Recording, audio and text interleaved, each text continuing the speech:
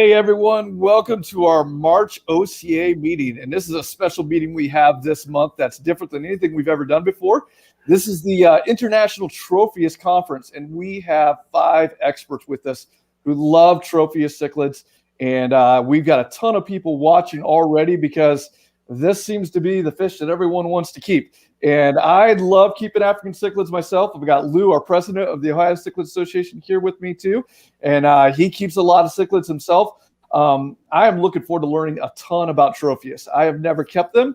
I keep a lot of Tanganyikans, but I've not kept Tropheus. So probably by the time I'm done, I'm going to be addicted too. But I can't wait to hear from all the people who are going to be talking and sharing what it is that makes this species so special.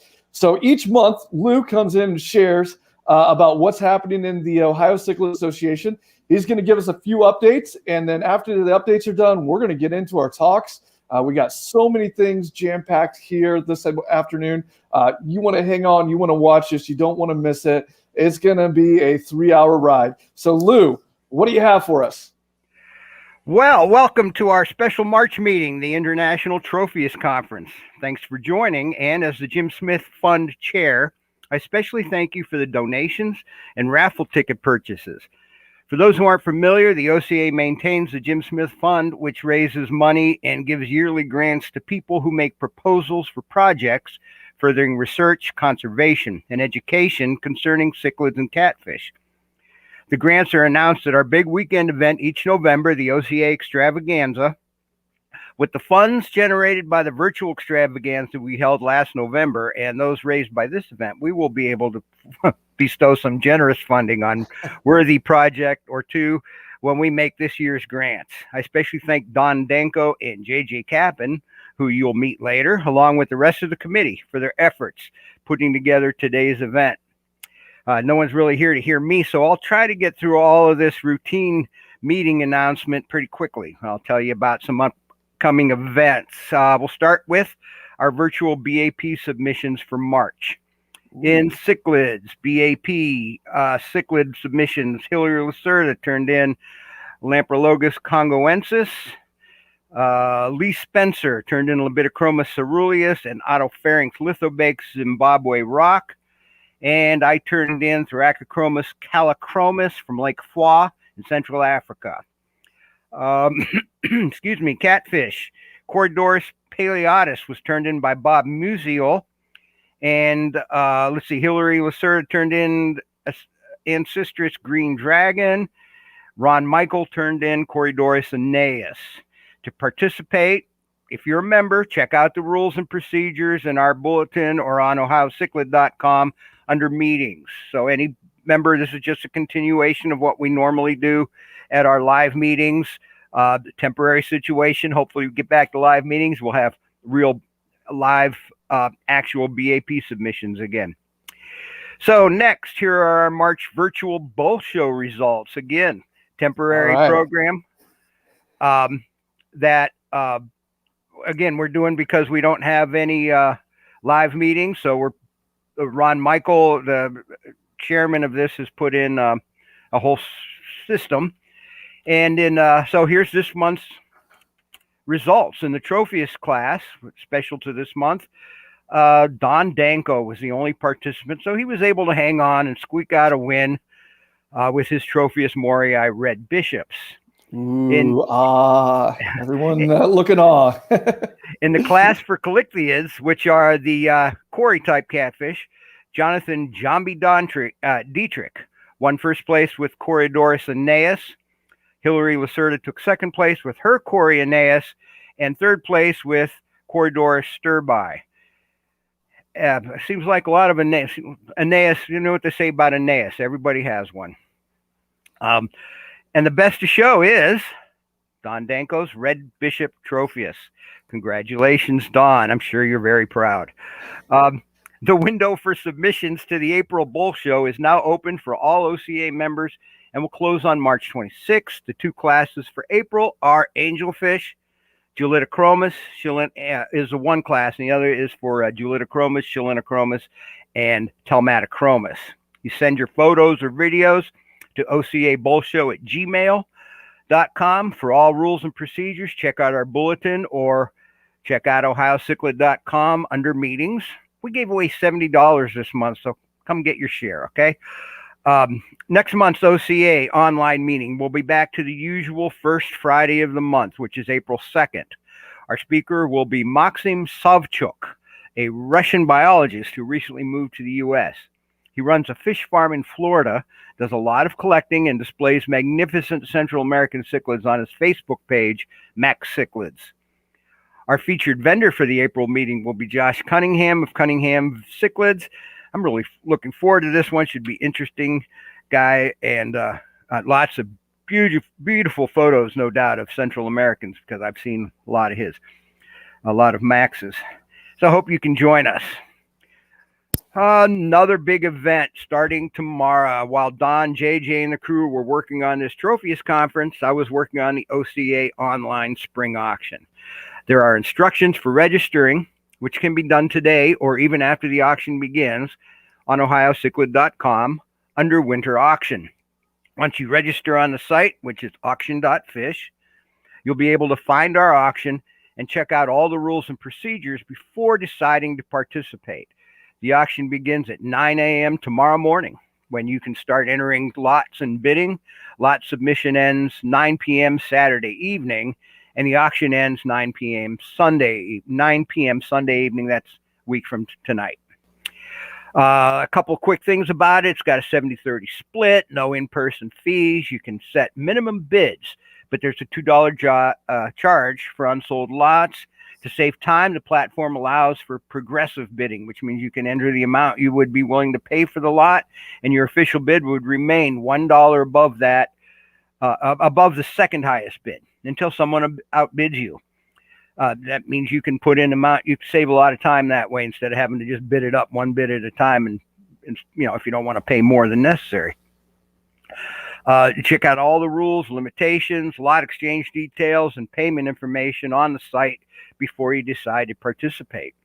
On the Monday morning after the auction, you'll get an email with a complete detailed report. It'll be called an invoice of all you bought and sold, names of those on either other side of each of those deals, and a total balance of which we owe you or you owe us.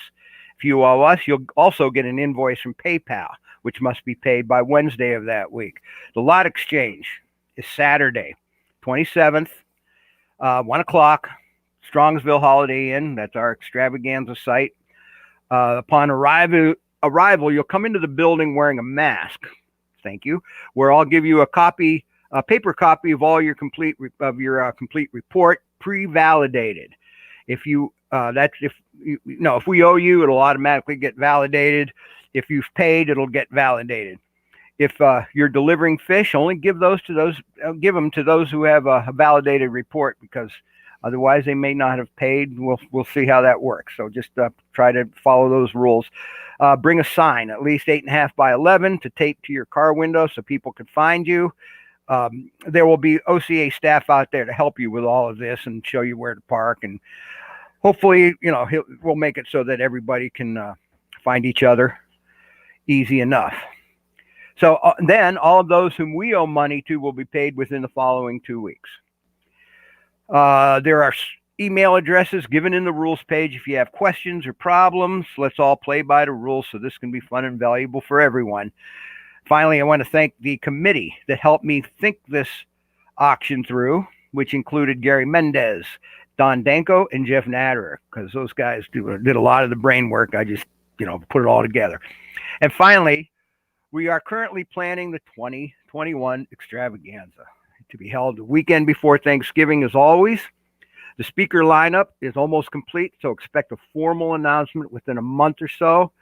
As much fun as the virtual extravaganza was, we're all hoping we can be in person this year. So get those vaccinations and be ready to have fun in November.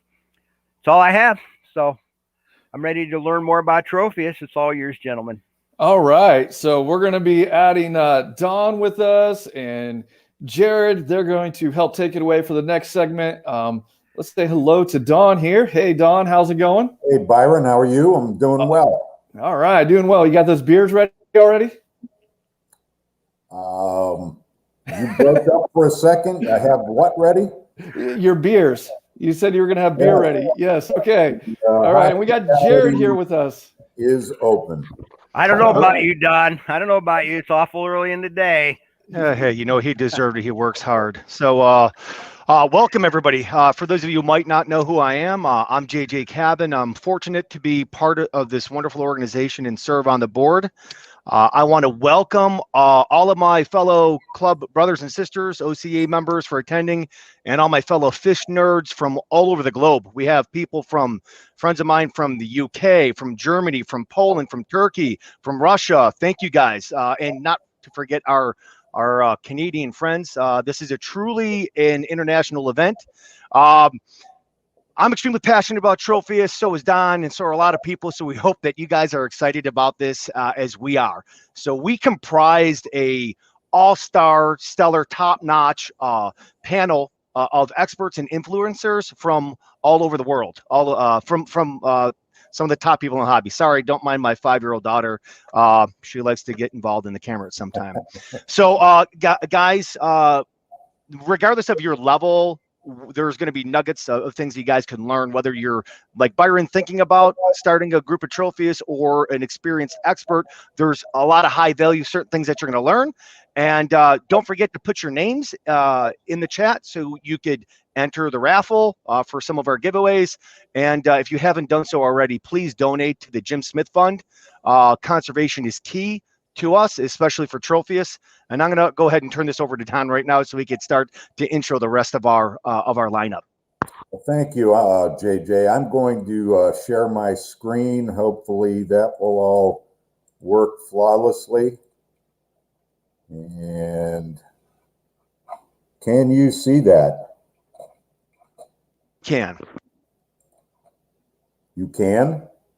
Yes, we're live. Excellent. Okay, so welcome to the International Tropheus Conference, informally known as the ITC. So today we'll have some wonderful talks from Ad Konings, Pam Chin, Laif DeMason of Old World Fish and Cichlid News. A newcomer to the OCA, that's Mathias Eberhardt from Germany, who was recommended highly, I would add, by Hans Evers, the former editor of Amazonas magazine, and Cooper Buchholz, who is one of the admins on everything Tropheus and operates a website, Coop Cichlids, and he's a master breeder of Tropheus. We're also going to announce the winners, the lucky winners, I might add, for the Tropheus raffle that's available to U.S. attendees, where we are raffling a group of 10 in Sumbu, red in Sumbu, 20 in Palungu, donated by Cooper Buchholz, and 10 golden kazumbas. So if you have not already done so, you can still go to the ohiocichlid.com website, click on the Tropheus raffle is now live graphic, and go in there and buy raffle tickets for your favorite of those three or some of all three. So I just purchased mine to get in on the action. You can buy raffle tickets up till 3 p.m. today. And I should click hide on that down there. Okay. We also have product giveaways, and we have 11 items donated by vendors I will talk about in a little bit. You do not have to do anything. It doesn't cost you anything. Just make sure you put your name in. Most of those, well, not all, but most of those are only available to U.S. attendees. So, if you're a U.S. attendee or just, an attendee that wants to participate, put your name and whether you're U.S. or Canada. We, yes, do have one item for our Canadian friends. So there is a giveaway for you guys up north. So, and then let's see. All of the proceeds go to our Jim Smith Conservation Fund. All the profits, if you will, from the raffle will go to the Jim Smith Conservation Fund, and also the $5 donation that we ask all attendees to make to the Jim Smith Fund. Not mandatory, but I'm certain that you're going to get way more than $5 worth of value out of today's session. And if you don't want to or have the ability to donate, that's cool too. Enjoy the show. So day of the show checklist. Don't forget to donate to the Jim Smith Conservation Fund at ohiocichlid.com. We're hoping we can make an award of $3,000 this year. That would be a new, by far, high watermark. And then buy your tickets for the raffle for those awesome Tropheus groups from Cooper by 3 o'clock today, Eastern Standard Time, of course. Lou, I think you talked a bit about Jim Smith, but we've been operating that fund for quite a while. You can see on the ohiocichlid.com site who we've awarded to. You see names like Luis Tencott and Joe Cutler and Oliver Lucanis and Ad Konings and Ron Coleman, Melanie Stiasny. So Jay Stauffer, lots of big names in the hobby. So it's going to, we try to support efforts to conserve these fish that we love, and hopefully we're doing something worthwhile by doing so. The agenda for today is Ad Konings will kick it off right about now, then Pam Chin, Mathias, Laif, DeMason, Cooper will join those 4 speakers in a discussion panel that's going to focus on nutrition, bloat, aggression, and the ever contentious subject of stripping versus natural rearing of Tropheus. We'll then announce the raffle winners about 4:15, concluding remarks, and throw out a welcome again to attend our extravaganza. Our supporters are all shown here. Ad Konings is running for U.S. folks 50% off a deal on his Tropheus book. So check that out. Wanted to mention Cichlid News, always running top-notch Cichlid articles, including, top-notch or not, they ran my Red Bishop Tropheus article. So thank you kindly, Laif, Wayne Leibel, and Ad Konings. Coop Cichlids, Cooper donated 20 Impalungu for the raffle and is making available the Red and Sumbu and the Golden Kazumbas. We also got donations from Josh Cunningham, Keith Kalinowski at KJE, Jim Lako at Riff Lake Aquatics. Larry Johnson helped us make an offering available to Canadian folks, and that come down to our extravaganza each and every year.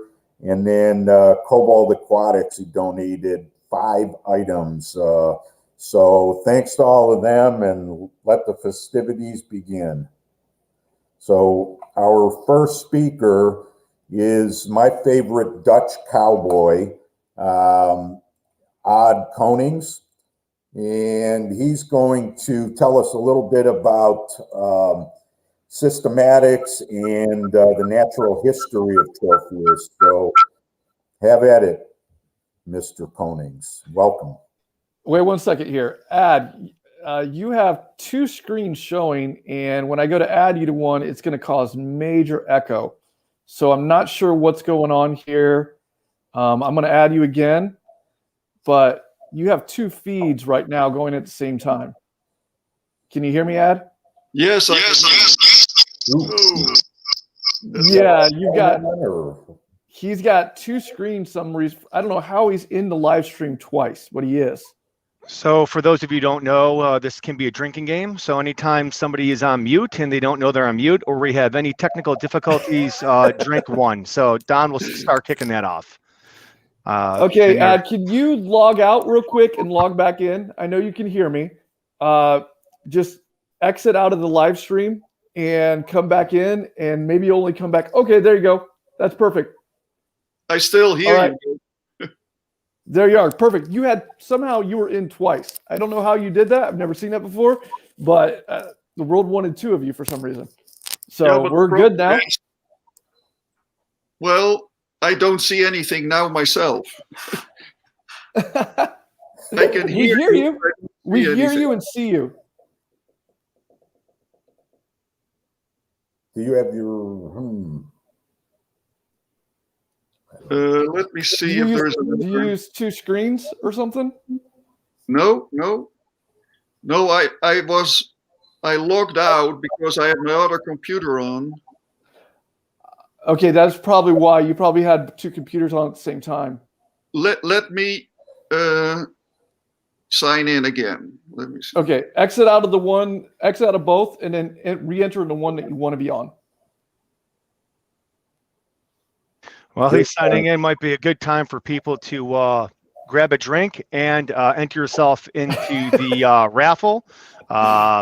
If you haven't done so already, please put your name and where you're from in the chat, so that way you could be U.S. only and Canada only. You could be entered into our raffles for some of our free door prizes. Give you guys a little update here. We have about 170 people watching, which is awesome. But we're going to try and get everyone in if I miss someone, I sincerely apologize. But if you could see your name on 170 wheels, that's awesome. A wheel with 170 people on it. Okay, I think Ad is back. But here's what I want you to do to enter into the free dry goods thing. Put your name down and if you're from the US, and put your name down and put from Canada. Sorry, everyone else. We don't have any prizes for you out of the two countries. So maybe next time we'll work on something for that. All right, here we go. Let's give Ad another try. Okay. It is still strange, the sound. Yeah, you're logging in on two screens somehow. I don't know what you're doing, but it's coming in twice. Can't you just kick me out of one of them? Maybe he can mute one of the. Is he doing two laptops? Is that what he's doing? Or maybe mute one of your devices, Odd? Or is Gertrude watching, perhaps? I use this laptop. Yeah, he's getting echo feedback because he's got two things watching at the same time. Right. Well, while we're working on that, like we said earlier, go in, guys. If you haven't done so already, put your name in the chat. If you're an OCA member, maybe put your name in all caps so we know who you are. If you haven't joined our fantastic organization, it's $15 for the year. You get a lot of benefits, exclusive offers, Try this. so on and so forth. Ad, can you see us? I can see you, yes. Okay, yeah, I manually kicked the other one and hoped that would work, and it did. Oh, okay, perfect. All right, I can start? You can start. All right, thank you. Well, I'm really happy to be part of this first international Tropheus conference, and I will go right in because we lost already 10 minutes. So I share my screen. Yep. And share.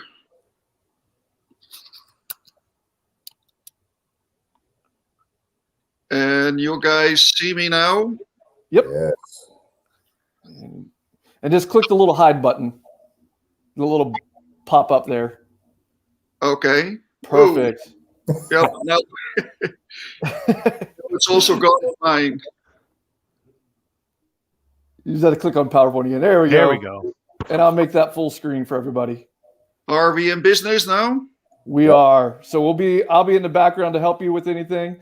And the other two guys will be watching. All right.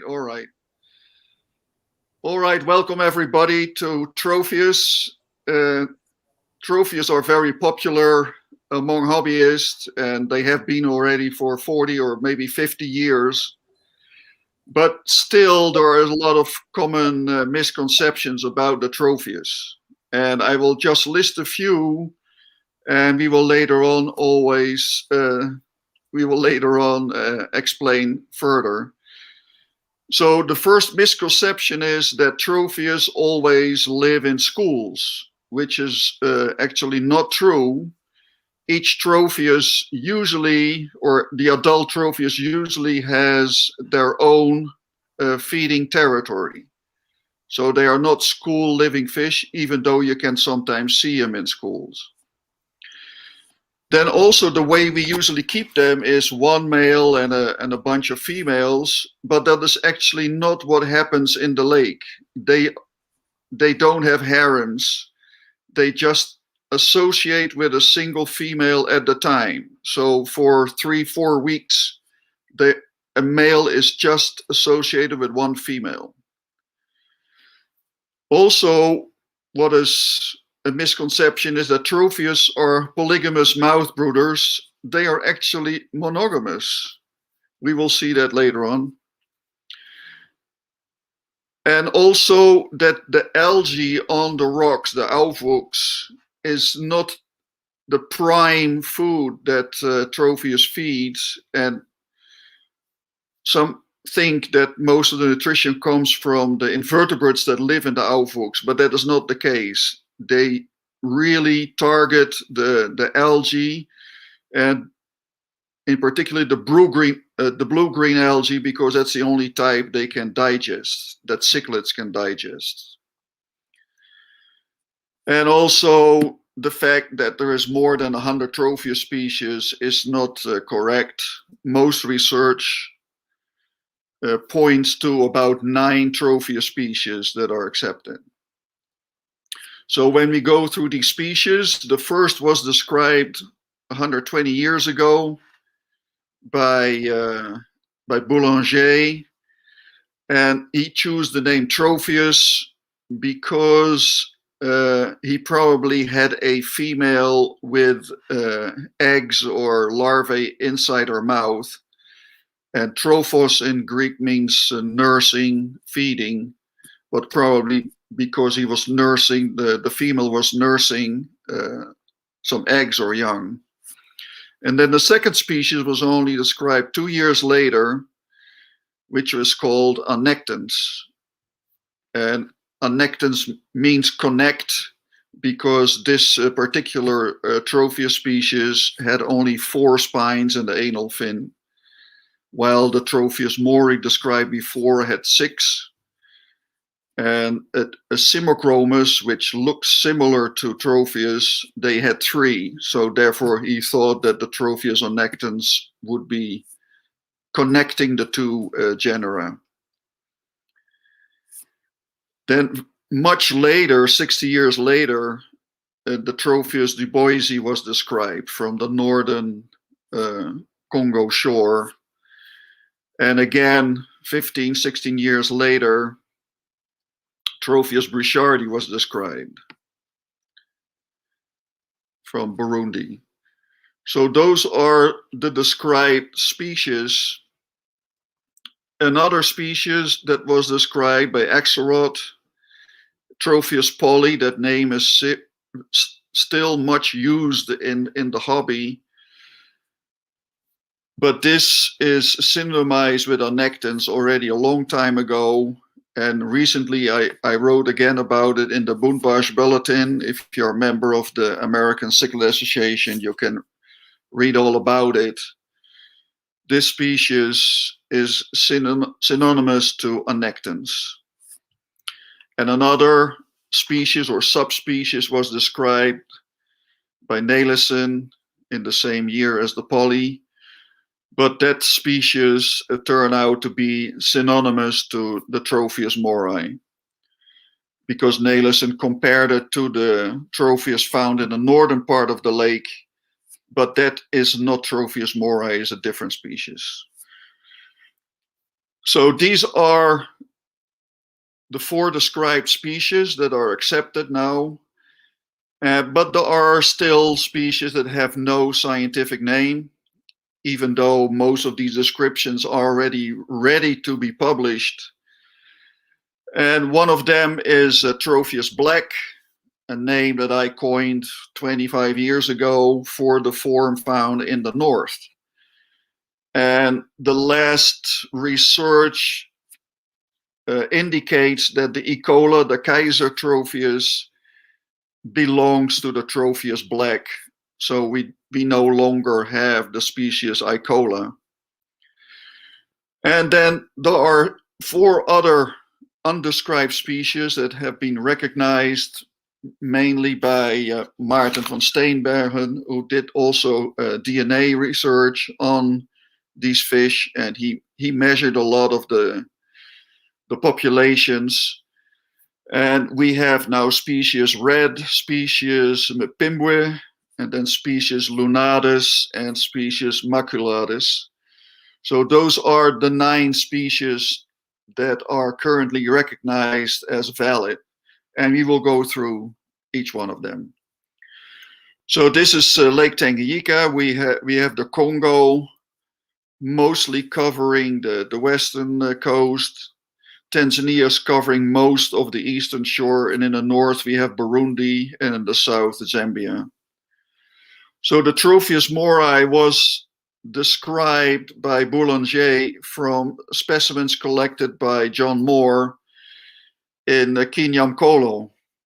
And for a long time, Kinyamkolo was synonymized with Mupulungu, today's Mupulungu, but that is not the case, because Mupulungu was named Niamkolo in the old days, and Ki Niamkolo means the greater Niamkolo, so the Niamkolo district. And the type was very likely collected along the shores of the mountain range found west of Mupulungu, not at Mupulungu itself. And here are a number of forms that belong all to Tropheus morai. So you see here the Tropheus morai is only found in the southeastern part of the lake, and those numbers correspond with the pictures you see on the side. So it's not found throughout the lake. It's actually quite a limited distribution. And number 2 is Mupulungu or Kasakalawe. And the types were probably collected between 1 and 2 along this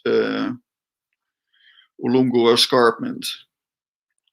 So, but you see already that there's quite some variability in the geographical populations, and it's likely that a lot of people think that these are different species, but on DNA that was not the case. So I go now to a form that had been recognized not that long ago by Maarten van Steenbergen, and that is the Tropheus maculatus, which looks very much like the Tropheus morai, but it's found in the southern Congolese shore, and is also known sometimes as the Kapampa morai. They look very much the same. And also he found that the small population between Kalya and Mabilibili also belongs to this undescribed form, the maculatus. So at Liamembe and at Kalya, we have this Tropheus that look similar to the one from Kapampa, and also the old-fashioned Murago belongs to this Tropheus species maculatus, but very, very closely related to Tropheus morai. Then also a species that has been grouped with Tropheus morai is what I call the Tropheus red. And this is found in between the Tropheus morai here and the Tropheus species maculatus. So the red is found in between. And according to some, at Kiku, number 2, it shares the habitat with the maculatus, the same form found at Kapampa. I have seen the red at Kiku, but not the maculatus. Then collectors have inadvertently released the red also somewhere in the middle of the maculatus distribution, and it is also found at Kikoti, which is very close to Tempe, where a lot of collectors usually stay overnight, and they leave the drums in the water, and very likely some of the species red got released there, and they are still there. They have been collected by scientists a couple of years ago. So the red is more similar, the various populations, but there is some variability, as you can see here. Then the anectons, that was the second species described 120 years ago, which was collected by a captain in the Belgian army, the Celestin Heck, and he collected it in Albertville. And Albertville is often equated with Calamie, but at the time of Heck, Albertville was not Calamie. Albertville was the same as today's Matoa, so which is about 30 kilometers north of Calamie. And interesting thing of anectons is it is found on either side of the lake. So the type locality is right about here, just inside the Cavella Islands, the bay, the Cavella Bay. That's where the type came from. I could only find it at Katenga, which is just a little bit further north of Cavella Bay. And also South Calamie is about here, and south of Cape Tembwe up to Matoto, you'll also find a anectons type. And then on the eastern shore, anectons is found from Bulu Point all the way to Ikola, and it shares the habitat always with another Tropheus species. It's never found as the single Tropheus species at that locality. So, and the eastern form was described as poly.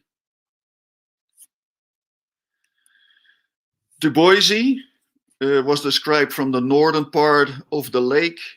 I have a separate distribution map here. They look very similar, all the populations. I have never seen it in Muhuruka in Burundi here, but that is a form that is all black, that has no white bar on the body.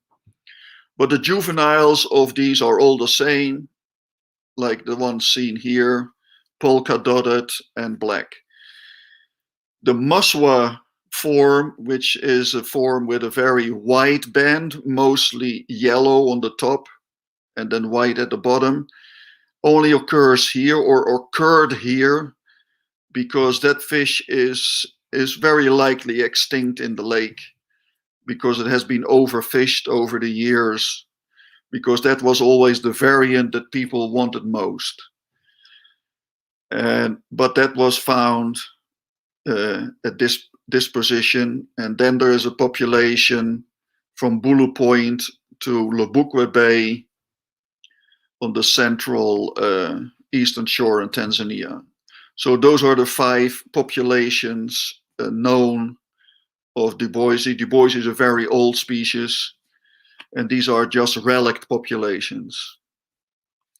Tropheus burchardi was also described 45 years ago, and that has a much wider distribution. It seems that the Tropheus burchardi can adapt to more sediment-rich environments, so it can travel more easily through various rocky shores, crossing sandy patches or intermediate habitats. So the type locality is here at Nyanza Lake, but they have moved all the way down. Also here at Mahali, you have Tropheus brishardi, and all the way down at Kipili, there's also Tropheus brishardi. And on both sides of the lake, you have Tropheus brishardi. Here it shares the habitat with the species that's now referred to as Lunadus. We will see that next. And also there it has quite large distribution all the way south to Moba. There are some interesting populations, like at Kawasindi, we have the canary cheek. We have the chocolate Tropheus at the type locality. Karilani Island is sometimes exported, and the Ulwile, the ones at Kipili, they have very orangey juveniles, so very popular. So then the Lunadus, which came off brishardi, very likely, they look very much like the brishardi, but most of these, they have a crescently shaped tail, hence the name Lunadus is moon-shaped tail. They also have mostly blue eyes and a yellow belly, which is sometimes visible on some of the specimens. And they are found on either side of the lake. And at this point, at Kiliba, they were supposed to share the habitat according to Pierre Richard, but we only found this form with the lunate tail. Then the species black, which about 30 years ago I suggested that it was not the same as the Tropheus morai from the south. So the black is actually the first form that was exported by Brichard in the 50s as the Brabant morai seen here from Magara, from Burundi. It also occurs on the other side of the lake in the Congo, and a very interesting form is found at Pemba, where it has a wide orange band. I remember in the old days when it first came, it was named the orange Du Bois, because it occurs together with Du Bois at Pemba. But those forms are mostly all black because there's not really an extensive rocky habitat. The southernmost point at Cape Karamba, that is the one that spawned actually the so-called Bishop Tropheus later on. Then in the central shores, we have the double fleck or the Keersvlek Tropheus, and the old Kaiser Tropheus now also belongs to Tropheus black, and it occurs here from Isonga to Ikola. And then the last form, the Mpimbwe, has a very small distribution, only occurs at Cape Mpimbwe and a little bit north to Karema. And the ones at Mpimbwe, they're very attractive. They have this reddish orange cheek patch or yellow cheek patch, yellow orange. The females and juveniles are very different from the males. These are the females, and the one found along this Ifume escarpment, they don't have much coloration. The females look very attractive and the juveniles, but the males are all brown, yellow colored. So those are the forms that we see in the lake. As I said before, they don't live off the little invertebrates, insect larvae, and of course when they find some they will eat it, but they are mostly after tiny algae, not the algae you see here. When it is longer than 1 millimeter on the rocks, then that is the green algae, which is not targeted because they cannot eat it. They have no bacteria in their stomach that can break the cellulose in the cell wall of the green algae. What they do eat is the very short algae, the blue-green algae, which are actually cyanobacteria, and they can be digested by a low pH. So the stomach contents of these trophies have a low pH, and they can digest the blue-green algae. I hope you can see the video here. And we will see in a second where this fish takes off that very thin layer of algae. It leaves a little mark. So it really bites into algae. And since the teeth are very closely set, they can grab those tiny strands of algae and leave a mark where they have removed that algae. So they really are after that small algae, and therefore they use patches that are not covered with sediment. And we will see later on that Duboisi is a much older species, and they have a more terminal set mouth, and they feed at a different angle than all the other Tropheus. So the other Tropheus feed, they have a kind of underslung mouth, and they feed at a much smaller angle with the substrate than the Duboisi, which is about a 50-degree angle, while all the other Tropheus feed at about 20-degree angle. So in this case, you can go to shallower water where there is more movement in the water, and you can still remain in position to feed. We also look, when we look closely at the jaws of the Tropheus duboisi, they are more rounded than those of the Tropheus morai.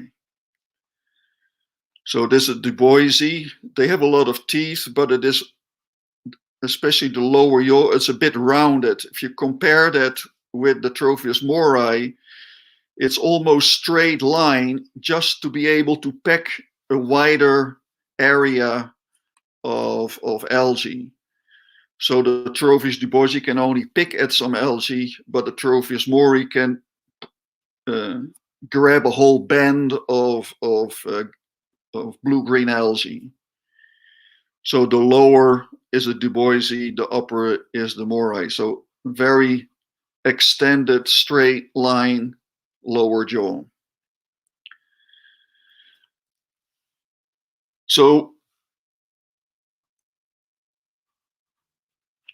the Tropheus morai is always looking for areas where the sediment has been removed, and the sediment has been removed mostly by Petrochromis. Petrochromis are much stronger, much larger cichlids, and they kind of own the rocky habitat. They are strong enough to chase away other fish that may feed from their algae, and they browse. They browse all the loose stuff away from the rocks, and what is left over is a very thin mat of blue-green algae, just 1 millimeter long, and that's exactly what Tropheus wants. And since Tropheus is not competing with Petrochromis to feed from their areas, Petrochromis just allows Tropheus to set up territories inside the territory of a Petrochromis. So you always see that the Tropheus is feeding from clear patches of on the rock. Well, not all the Tropheus are territorial or are able to obtain a feeding territory. And what they do is those subadults and sometimes also adults, they move through the habitat in large schools. And in this way, they are able to feed from Petrochromis territories, and the Petrochromis can chase away 1 or 2 of them, but you cannot chase away 100 of them. So just being in large numbers they can also feed from Paterchromis territories. And you see that the angle of the Tropheus duboisii is different, and they can only pick smaller amounts, so they cannot really compete with the Tropheus found in shallower water. So therefore, the duboisii is usually found deeper than 10, 15 meters. Breeding, there is, since males always have a territory, mostly feeding, but when a female is present, there is always also a breeding territory. There is behavioral positions of these fish to show submission. Usually it's a female that in this position submit to the male, that it is not aggressively, it's not going to steal food from the male, but in the male's territory, he will allow one female to feed in his territory. And some Japanese scientists found out that the female only starts to mature eggs in her ovary once she is inside a male's territory. So once she is able to feed from the algae in the male's territory.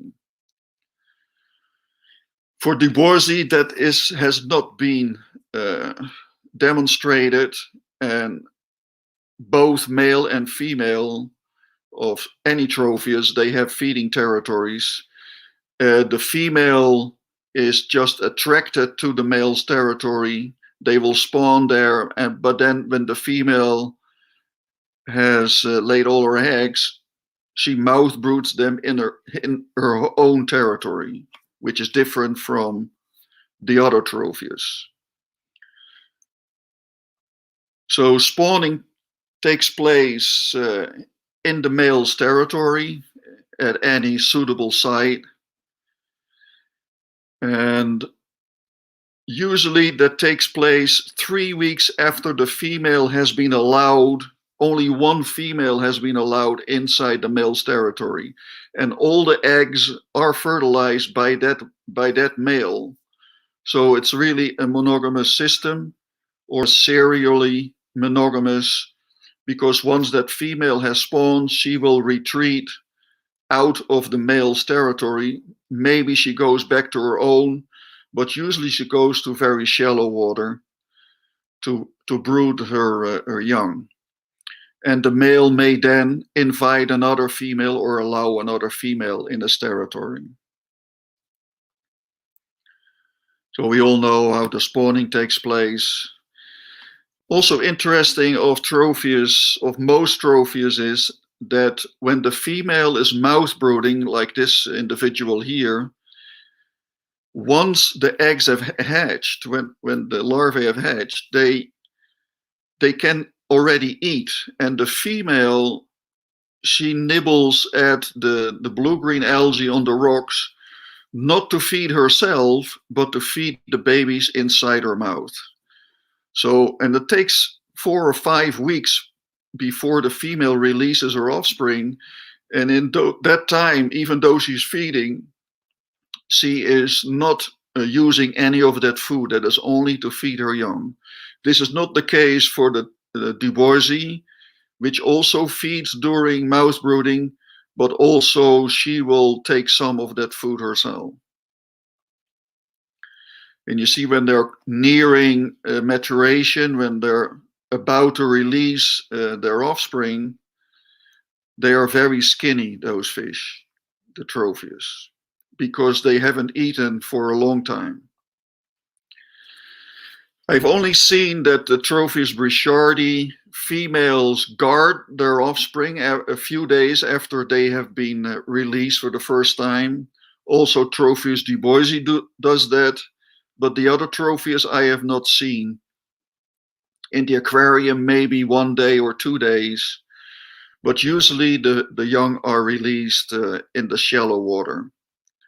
Well, the last little bit I want to show that they did a lot of DNA analysis on Tropheus, and they figured that the first Tropheus was born about 2 million years ago, and that started with the Tropheus duboisi.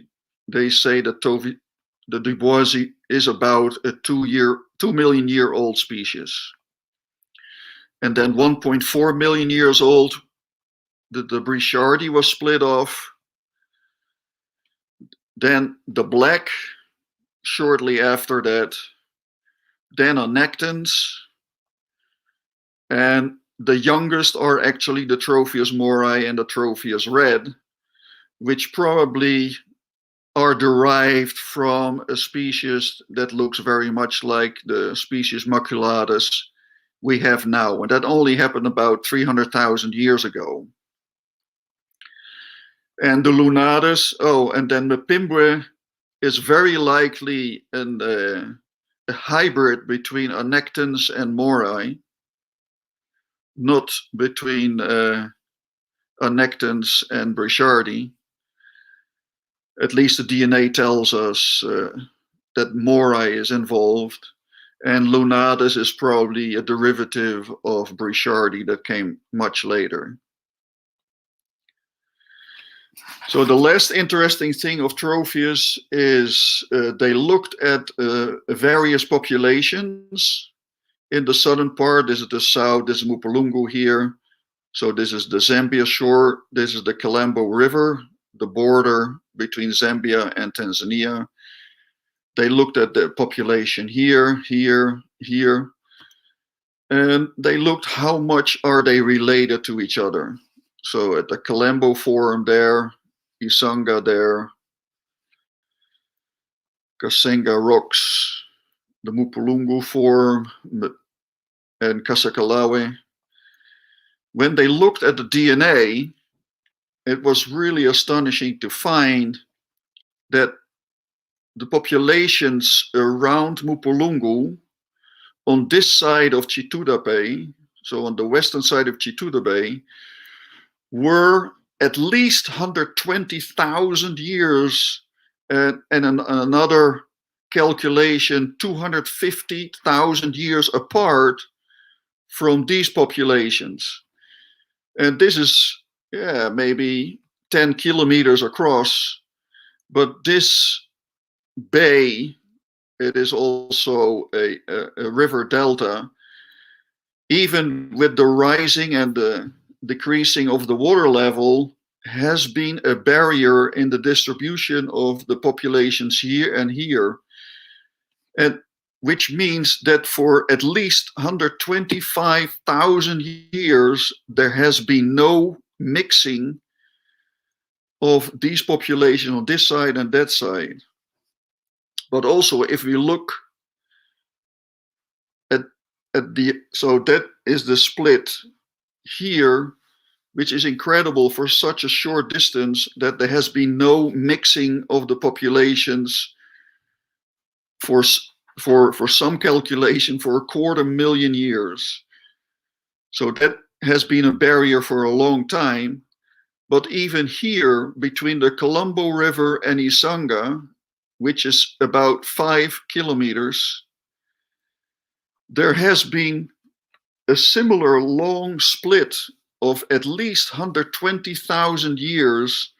Those fish that are living 5 kilometers apart have not been mixing with each other for 125,000 years.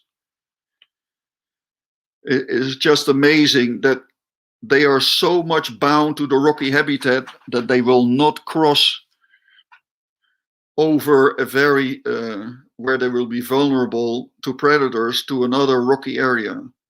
So they are really very much bound to their locality, and therefore you have so many different geographical variants because they have been there for hundreds of thousands of years. And that was it for me. Thank you very much.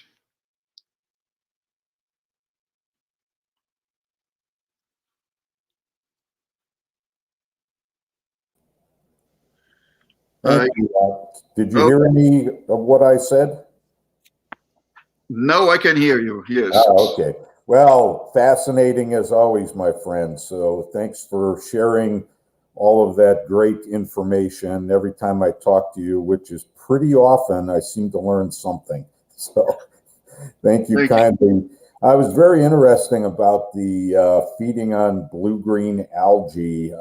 In the hobby, we tend to feed a lot of spirulina flakes. Is that a good food in your opinion? I know we're going to talk nutrition later. Yeah, it's very good for them. Yes.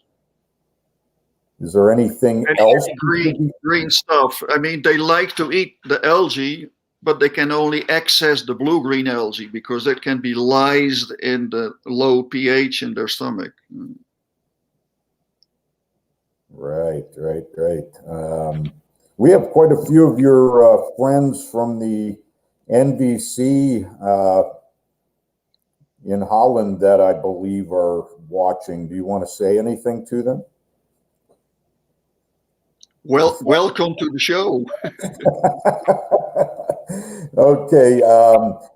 We're not going to take a lot of questions right now because of the tight timeline. So I'm sure we'll compile a few of them in the discussion panel portion, Ad. So thank you very kindly for sharing all that information with us. Truly fascinating. And we'll be moving on into the next presentation. So I would like to welcome my good friend, Pam Chin from the West Coast of the United States to the show. Hi, Pam. Hi. Welcome. So Pam is very well known in the hobby, of course. I see her chatting with all kinds of people about Tropheus. And she is one of the founding members of Babes in the Cichlid hobby, right? Yes, sir. Yes. Babes in the Cichlid hobby. We're all about conservation. Well, you fit right in. So, so Pam's going to tell us about swimming with Tropheus. So without further ado, she needs no further introduction. Here's Pam Chin. Thank you very much. Let me get my, let's see if I can do this better than Konings. Should be a slam dunk, so we say. Sorry, Ad. Down on the bottom. Yeah, there you go. I got it. Here we go. Oh, you got it? Okay. Yeah, I got it. I got it. Okay, I want to get rid of this. And I'm going here. There you go. And you should be able to go full screen. So Don and I will leave, and we'll leave it up to you now. One last comment. Jared will be talking with you afterwards. So have fun. Thank you. And thank you so much for inviting me to come and speak about Tropheus, one of my most favorite subjects. So I'm here today to talk about how much fun it is to swim with Tropheus. And while I love all the fish in Lake Tanganyika, I think most people know that I'm a little bit crazy about Tropheus. And I admit it. I love to watch him in the lake, and I love to watch him at home in my tanks. And like all people that go to Lake Tanganyika, I've been there many times. We like to keep track of our progress on the lake. And I'm always looking at that. Really good on the East Coast. There's nothing on the West Coast. And as we go up and down the East Coast, the sun goes down every night, and we look across and we see those beautiful Congo mountains. And we all say, you know, it's just so close, yet so far. But one of these days, I'm going to head over there for sure. This is kind of my setup. I kind of prove that you don't have to be an ichthyologist. You don't have to be a diver. And you don't have to be a photographer to have fun chasing Tropheus in Lake Tanganyika. And so I'm a floater, and I have a GoPro on a selfie stick so I can kind of get that out in front of me and sneak up on these fish. So first, I want to take you to Mvuna Island to look at the Tropheus bouchardi. And when we do travel to Lake Tanganyika, we usually go in and out of Kapili.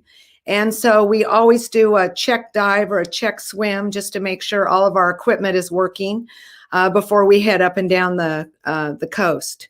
And so on this particular trip, we went to Mvuna. Haven't been in the water for more than a year, so I probably need the test swim more than anybody else. And I'm just floating along looking for Tropheus, and they found me, which is really exciting. So at Mvuna, this is the typical bouchardi from the Kapili area. You have this deep, rich brown with a yellow marking. On each island, the yellow is a little bit different. But it's a beautiful bouchardi to work with. It's really a sweet one and has a great blue eye. And that was probably a little female there with the stripes. Next is Casa Kalawi. And the first time I went to Casa Kalawi, I could barely float. I didn't have an underwater camera, but I did see the Tropheus morii. And it was really a special moment. I kind of realized then that I really was crazy about Tropheus, but I was also crazy about traveling with fish friends to see fish in their natural habitat. And it's really been fun to be able to do that. There's nothing like it. If you ever get a chance to go, even if it's not Lake Tanganyika, if you have a chance to see fish in their natural habitat, it really is a joy. So I was really lucky to be able to come back and swim at Casa Kalawi again and have a camera. And here the rocks, they're large, but they're not as large as they are in other places of the lake. And when you have this kind of size of rock, the fish kind of dive down in them. So you have to really be able to kind of sneak up on this fish. And it is a classic Tropheus for sure. And I think it's probably the best sunspot out there in the southern part of the lake. I know it's probably in the top 3 of one of my favorite Tropheus. And I'll always have a tank of these around. And at Casa Kalawi, this is where you have this bright orange spot on the flank. And the body is this, you know, kind of deep maroon color. It really is a showstopper. And anytime you see fish in Lake Tanganyika spawn, it's a thrill. But when it's one of your favorite species, then it's even more special. This guy is just amazing. He was all over those rocks looking for females. And this was my swim back to the boat from Casa Kalawi. And as you can see, it's just another beautiful day on Lake Tanganyika. So let's go back up north and look at Tropheus species lunatus. This is at Halembe, and the lunatus range is from the Malagasy River south to Halembe. And you have this brown Tropheus, similar to bouchardi, but it has a really great tail. The difference between the range on the fish is the amount of yellow on the male. And you can see the male is the darker brown, and at Halembe, it's literally 1 or 2 scales of bright yellow that designates the male. And the females kind of show this lighter brown, but like all Tropheus, you know, they can turn that color on and off at any moment. Beautiful blue eye on this fish, and then of course, you know, I can't say enough about the swallowtail. This is a little bit north up at Hapa Ingafara, and here the lunatus looks a little darker brown. The yellow spot is under the pectoral fin, and it's very similar to the one we see at Kuyu, and it's just really a wonderful fish. Whoops. This is the female of the lunatus at Hapa Ingafara. And you can see that it's really probably more beautiful than the male. You have a little blue, yellow, gray going. So they're really a nice fish. Back down south, I was really excited to go to Zambia a couple years ago because we know that the Tropheus yellow is crossing with the species red, and just where exactly is the cutoff on that, I found it, quite interesting. So at Chimba, this appears to be a true red Tropheus. It's very similar to the Tropheus all the way to the Congo border, so Katati, and but the only difference is the male can flash this bright red cheek, and I don't know that we'll see it exactly, but it's your typical species red. It does not appear to have a lot of yellow in it, like we'll see in a little bit in the next video. And you have that wonderful bright red dorsal.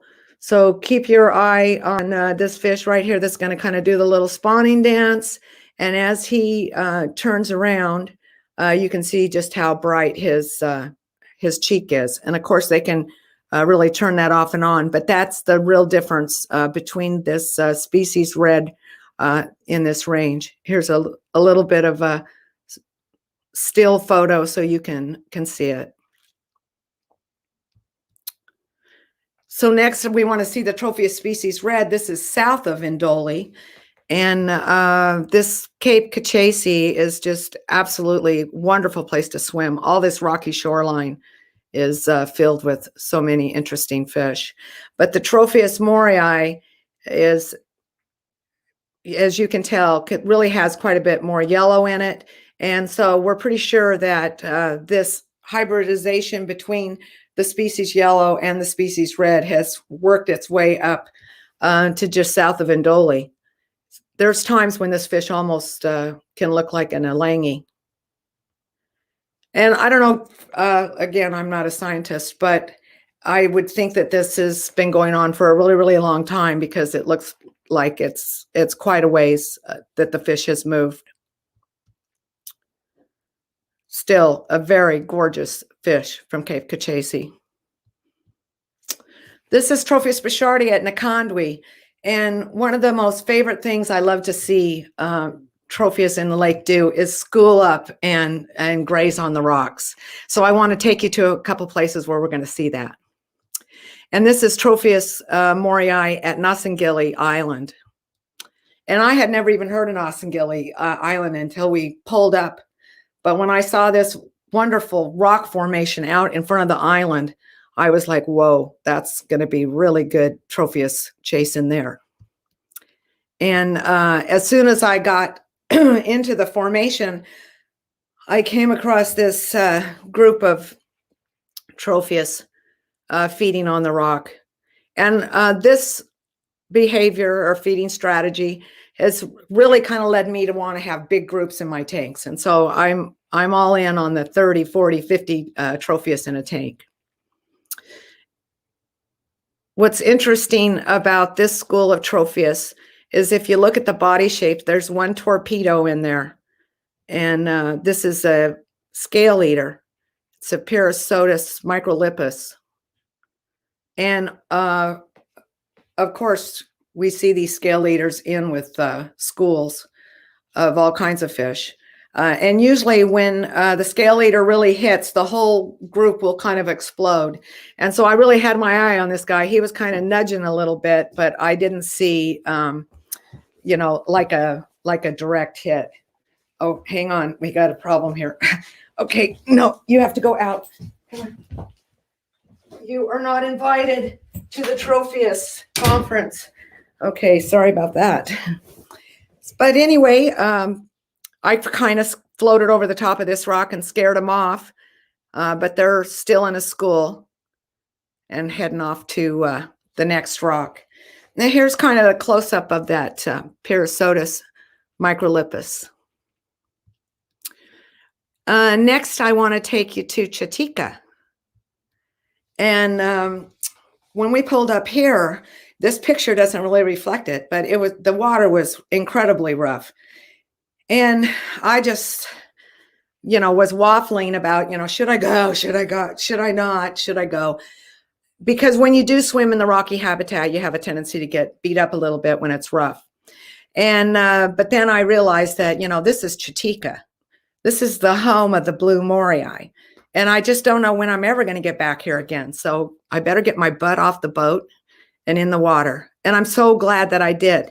But remember, I told you it was rough. So you got to hang on a little bit. So as soon as I hit the shoreline, I came across this group of Tropheus. And I was so excited. And the water was just pushing me back and forth. So I have to kind of regroup here, flip a Yui in the lake and come back. And I think what's so amazing is how they're just hogging down. This is the behavior that I see in my tanks. They're little pigs. And they are just eating with urgency, like there is, no tomorrow. And here I've slowed it down for you, and it still is probably 60 bites per minute. They are just really grazing with urgency. And as they go back and forth with the current, it reminds me of Iramotus. But it's so much fun to see them, grazing on these rocks all together. Here's the owner of this rock. So this is Tropheus on Tropheus, and he is just livid that these Tropheus are trying to land on his rock. And there's just too many. There's no way he can get them off. Until I helped, I kind of cruised over the top and got his rock all cleaned up. And so this is your typical Tropheus morai, the blue Tanganyika. Tropheus annectans. This is a Calagunga. I just adore annectans. I swear they're in my top 3 of my favorite Tropheus of all times. They are so personable. How personable are they? Well, these guys met me at the boat, and they are bringing me into the shoreline. And as I'm following them, I realized that, this school is doubling up. There's twice as many. There might be 3 times as many. And then they landed on that rock. So I am paddling as fast as I can. I got to get up here. I got to get a picture. I got to get a close up. And I'm just going to town. But then all of a sudden I realize I'm going way too fast now, and I'm going to fly over the top of them unless I can catch this rock. So hang on. Yes, it worked. And this is just so cool to be able to be right next to them as they're just pigging out on this rock. And the owner of this rock is an Icola, and he is just beside himself. But he's got them herded off, and they're heading back to where they came from. Oh, that was so much fun. Usually when I try to catch a rock, it doesn't work out. It kind of worked out that time. And then to be able to get a picture of one of your favorite species, I got the owner of the rock and my fish are feeding. So this is a win, win, win. This is Tropheus species Impimbwe in Katondo. And the Tropheus here are just amazing. As we all know, it's definitely the largest Tropheus in my mind. I mean, annectans may be longer, but this fish definitely weighs more. And we have these wonderful, big, huge rocks to swim on. And so here's a drop off over to the left. And I had followed these Impimbwe up here. And they're just kind of hanging. So I was just, kind of hanging with them. And then all of a sudden, it was kind of like it's almost an aquarium scene. It looks like this could be an aquarium, and all these really cool fish are kind of coming in and out. There's Pseudosimachromus, the killifish. There's ventralis flanked on both sides. I saw Boops right there in the middle. So it was Oh, and these Petrochromis Epiphyum are just, amazing. So I was just in heaven, even though this only lasted for a few minutes. I was so glad to be able to catch it and see everyone all together like that. It doesn't happen very often. Oh, one thing the video doesn't show on the Mpimbwe is their wonderful eye. Tropheus all have amazing eyes, but at Mpimbwe, I call this the gangster eye. It's just like a steel blue, and their little eye cap kind of has a hood on it. And so you kind of get this gangster look. And it truly is probably the most aggressive Tropheus out there for sure. This is Tropheus species black Icola at Bondola. And here at Bondola, the rocky shoreline is very typical of the rocky shoreline you see just about anywhere in the lake.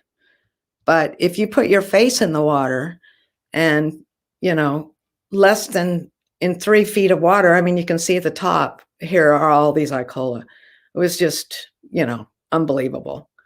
And these Icola look so good. Oh my goodness, look how fat they are.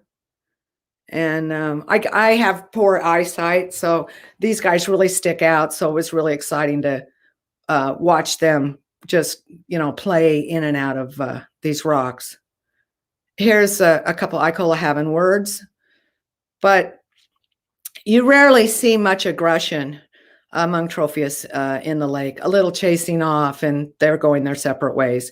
We do not see the aggression in the lake like we see in our tanks.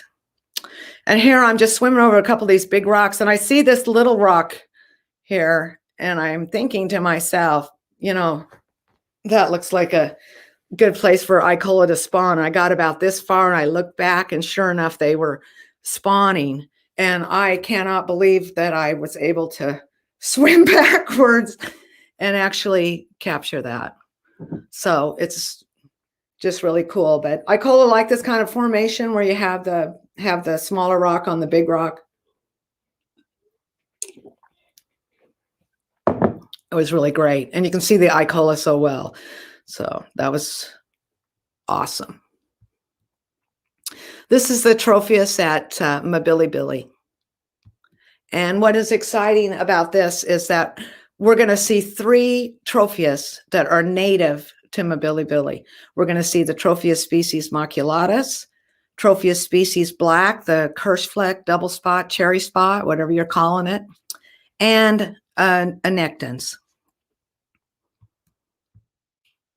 And so when I first got in the water and I swam towards the shoreline, all of a sudden I noticed all these fish are just swimming at me really fast. And I get up here and yes, they're anectans. Oh, I love anectans. So I was hanging with them for a little bit here. And then I noticed that there's a maculatus coming into the scene right there in the middle. You can see them on the rock. They look very similar to Morii, but it has been determined that it's a very, very old species. And now here we're going to actually see a baby red belly, which is a cross between maculatus and species red. And we can see the characteristic cheek marks as we go by. And here we have Tropheus species black. And then we're going to run into a maculatus. And of course, there's anectans everywhere. So here's all 3 species for you. Maculatus, species black, and anectans. All at the same depth, all at the same site. Oh, and here out of the corner of my blind eye, I saw a Tropheus Icola, which is not native to Mabilibili. So he probably escaped or got dropped out of a collector's drum. I'm following this species red up the rock, and all of a sudden I see this guy. It's like, wow, what is this? I guess this is a species black cherry spot, but the spots are actually yellow. I don't think it has anything to do with that Icola that's back 6 rocks, but pretty amazing. And I'll take 12 of these if somebody looks like an exciting fish. Oh, check out the eel under this rock. He's going to slide out and we'll see maculatus and anectons here at Mabilibili. So anyway, it's a wonderful, wonderful swim at Mabilibili. Anytime you can see 3 species together at one location, it's really a thrill. So we have maculatus, species black, and anectons. Okay, so one thing we're a little short on, I thought, was species black. So I want to take you to Lufunga, and we can look at them here. And one thing to keep in mind with the Kirschfleck double spot, cherry spot, is that there is no set pattern. It's all variation. And in addition to having different colored spots, they can fire these spots up into lots of color, or they can mute them down to nothing. So it's really amazing. You can see that some of them are a little orange, some are more red, some are white. And typically the spot, if you look at it close, no matter what color it is edged in white. And they love a territory out here where there's smaller rocks, and each fish will claim a territory, and they may have some lapping territory with a male if they're females. And then they're so curious, so they want to come out and see you as they go in and out of the rocks. I really like this fish a lot. It's probably one of my top 3. I like to keep it, and I've had several groups over the years. And here I am in the water. I'm looking for my boat, and there is the beautiful Mahali mountain range in the background. And every time I take a swim in Lake Tanganyika, it's always amazing. I always see something special, something I didn't expect to see. It's really, really a wonderful place. And if I put my ear up to this picture, I can certainly hear the fish calling me back. And I definitely want to go there for sure. Again, I have many trips left in me. Thank you so much for letting me share my video clips to let you know how much fun it is to swim with Tropheus. I certainly had a good time, and thank you so much for letting me be part of this.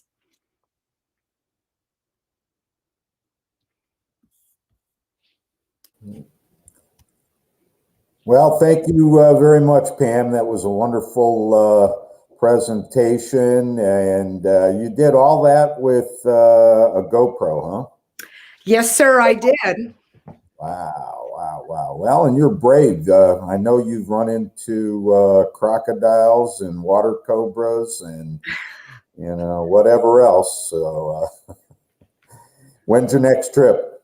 Well, I'm hoping that we're going to go this fall. So hopefully we can get this COVID out of here and we can go again, because, I feel like I only have so many trips left in me, and I missed last year and I got to go. Yeah, I know the feeling. So, again, we're going to hold off most of the questions until the discussion group and panel there, so we can learn a bit more from you. So thanks for an exciting dive or 10, and really appreciate it.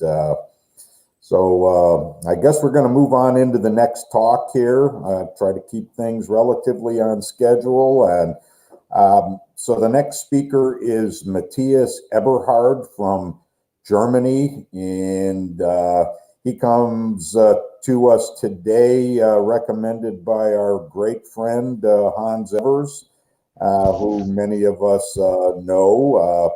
So can you hear us okay, Mathias? Yes, I can hear you. Excellent. So, Mathias, you're going to tell us about the European Tropheus hobby, right? Yes, of course. I should tell something about. Before we start, though, Command Headquarters might have an announcement here. Nope, I'm just getting ready because I'll be sharing my screen for his PowerPoint presentation. Oh, okay. So, Yeah, some technical problems. The water between America and Germany is a little bit too big. so I'm excited about hearing your perspectives, Mathias. Did you want us to share the PowerPoint slides, or did you want to? I think Baron make it, and I say in the next one or something like this. I think it's a better way because we get more Portlands. Yep. Baron, we work together. Yeah. So I'm getting it loaded up right now, and okay. I'll add it to the screen here in a sec. So all right. So go. that's going to be really jumbled up right now until I hit the PowerPoint.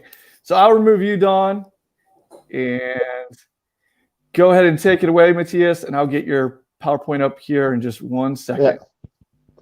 Yeah. Okay. Could I start? Okay, I start. I should talk a little about Tropheus in Germany.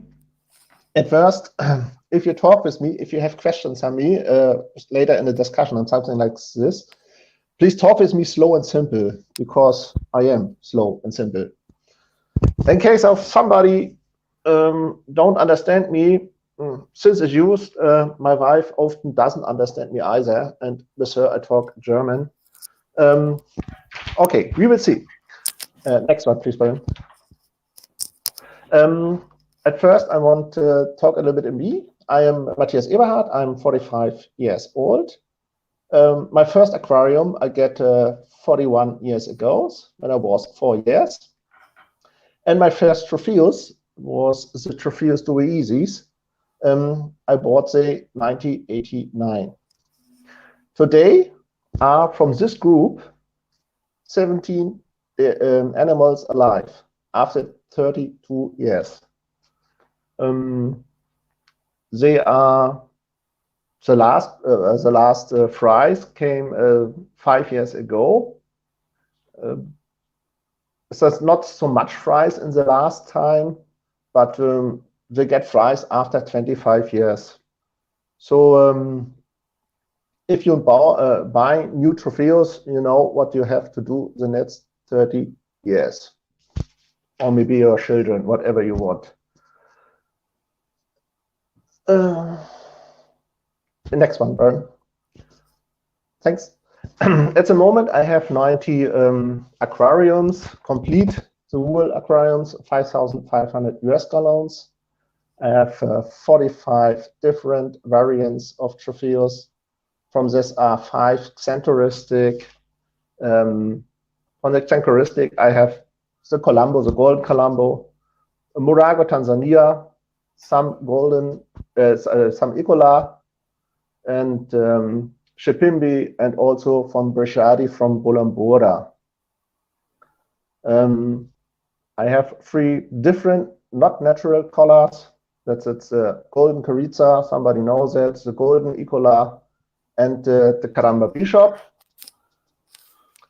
and 2 albionic variants from Chipimbi and from Kipili. On this photo, you see the red belly. A friend from me has made this photo on my aquarium.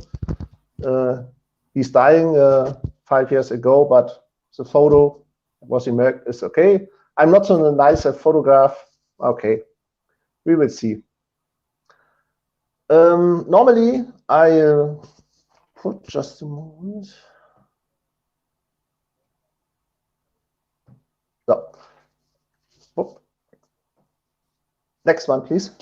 Normally, I have the groups completely separated.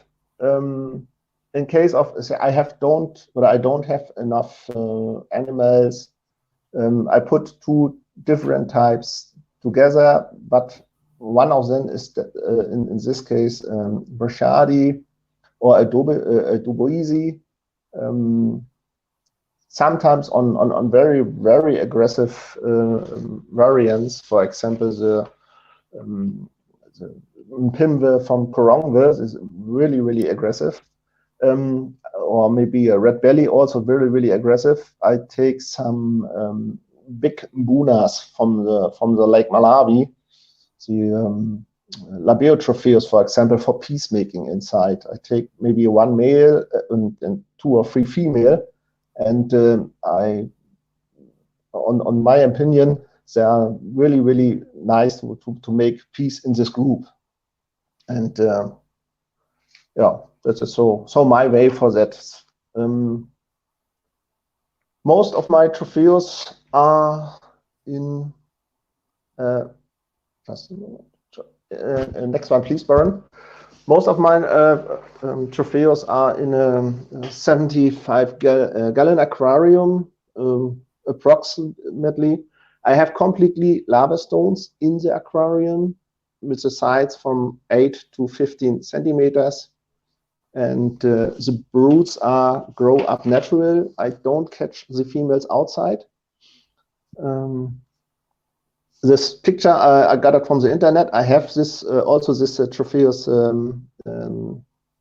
red rainbow eccenteristic, also a favorite for me. Yeah.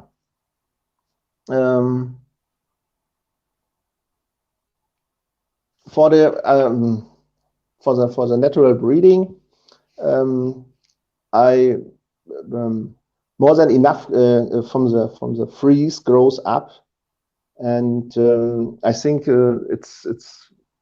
we can make it more if you catch the females when they are ready.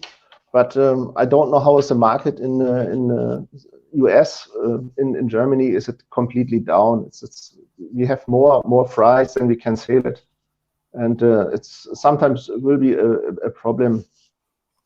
For the reasons why is it, we talk a little bit later on the next thing. Yes. Sometimes if I have special things, for example the red bellies or the golden columbus, I make a selection breed. I put the only one pair in a 130 gallon aquariums, and this is completely full with stones, from the front to the back, from down to up, completely full. And normally you see the male or the female 1 month or longer not. This is full with stones, and after 1 year I make the aquarium empty, and normally there are 10 or 20 fries inside. It's a way for only for selection breed, or if you have really aggressive animals or variants, and in case of it's impossible to get so much animals do you want, maybe it's too expensive, or maybe it's impossible to get so many animals, and so is it a way? Yes.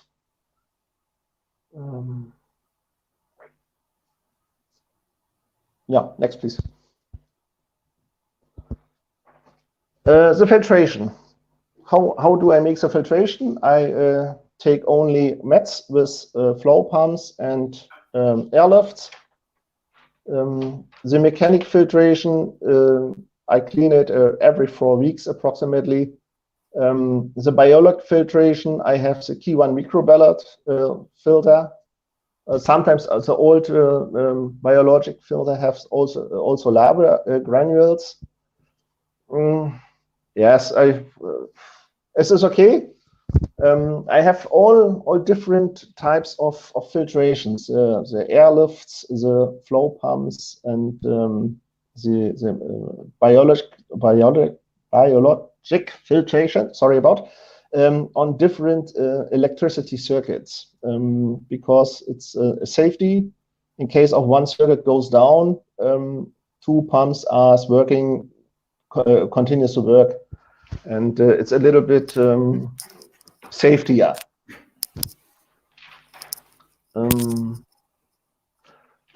Next, please. Feeding the adults. Normally, I feeding 2 times per day, in the morning and in the evening. In the morning, they get really small, high protein pellets from the trout farming, or freshwater prawns. Please never take sea prawns or fish meal from the open or from the sea. On my opinion, the salts makes bloat, and since I use only the freshwater prawns or only this freshwater without fish meal, I don't get the bloat. How came to just a moment?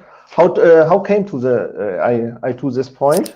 A friend for me, and also I have a lot of plickers also. And if you get, for example, the burying cyst from the lake, from the Amazon, they use down salt against the ectoparasites for the white catching. And when you get the white catching burying cyst, for example, the internist is really extremely unstable, and it takes a lot of time to make the internist okay, the internist flora to intestinal flora. Sorry about to make it new, to restart it. You can try it with natural yogurt. That's what we do, and natural yogurt means after that you need a lot of water changing for the whole day. And on my opinion, is salt is one of the biggest point to make a bloat. Next one, please. How do I feeding the fries, the small fries?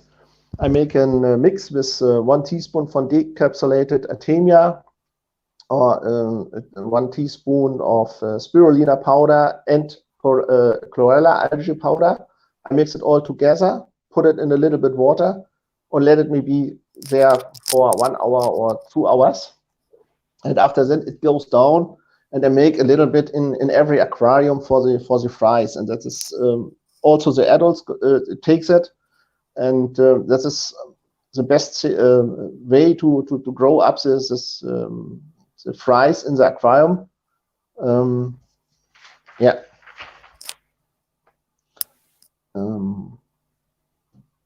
Next one, please. Light. Yes, I have some LED lights for on the aquarium. The small one, 3 watt LED per aquarium.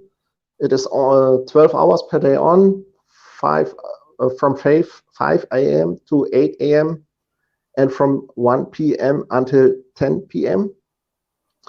3 watt LED is more than enough for my aquarium. They should spawn and not read a newspaper. Thanks a lot for just a moment. 15 watt LEDs I have over the aquarium on the fish room. When I switch it on hand, if I go inside for looking, for feeding, for working and something like this, or for presentation. Yeah, on the photo you see a centauristic from Murago, Tanzania. Thanks a lot for Mr. Hanschke, he makes this photo. That is one of my favorites. Next, please. Okay, now I want to talk a little bit the situation in Germany. The best time for Tropheus was in the years from 1990 until 2000.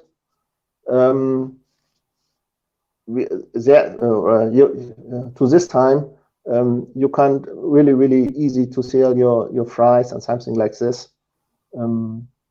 Nowadays, yes, you get much more variants, but it's really difficult to sell the fries. What is the reason? Yeah, it's really cheaper to buy sometimes wild collect than the rice, the young to the fish. Why is it so? Our electricity cost really high here in Germany, 30 cents per kilowatt hour. Water cost 5 euros per 1,000 liter. So you now approx there are a lot of money. It's really cheaper to take wild collects if you want it. But normally I like also to see the grow up, and yeah, this is the thing. Next one, please. Yeah, so my last picture here.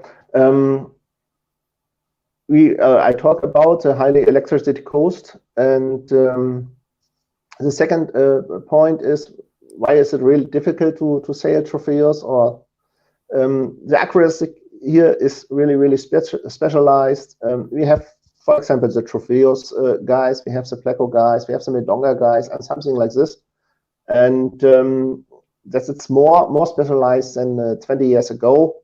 And the Tropheus guys are, yeah, I think it's not more really than 100 people here in Germany, which have more than 2 or 3 different variants.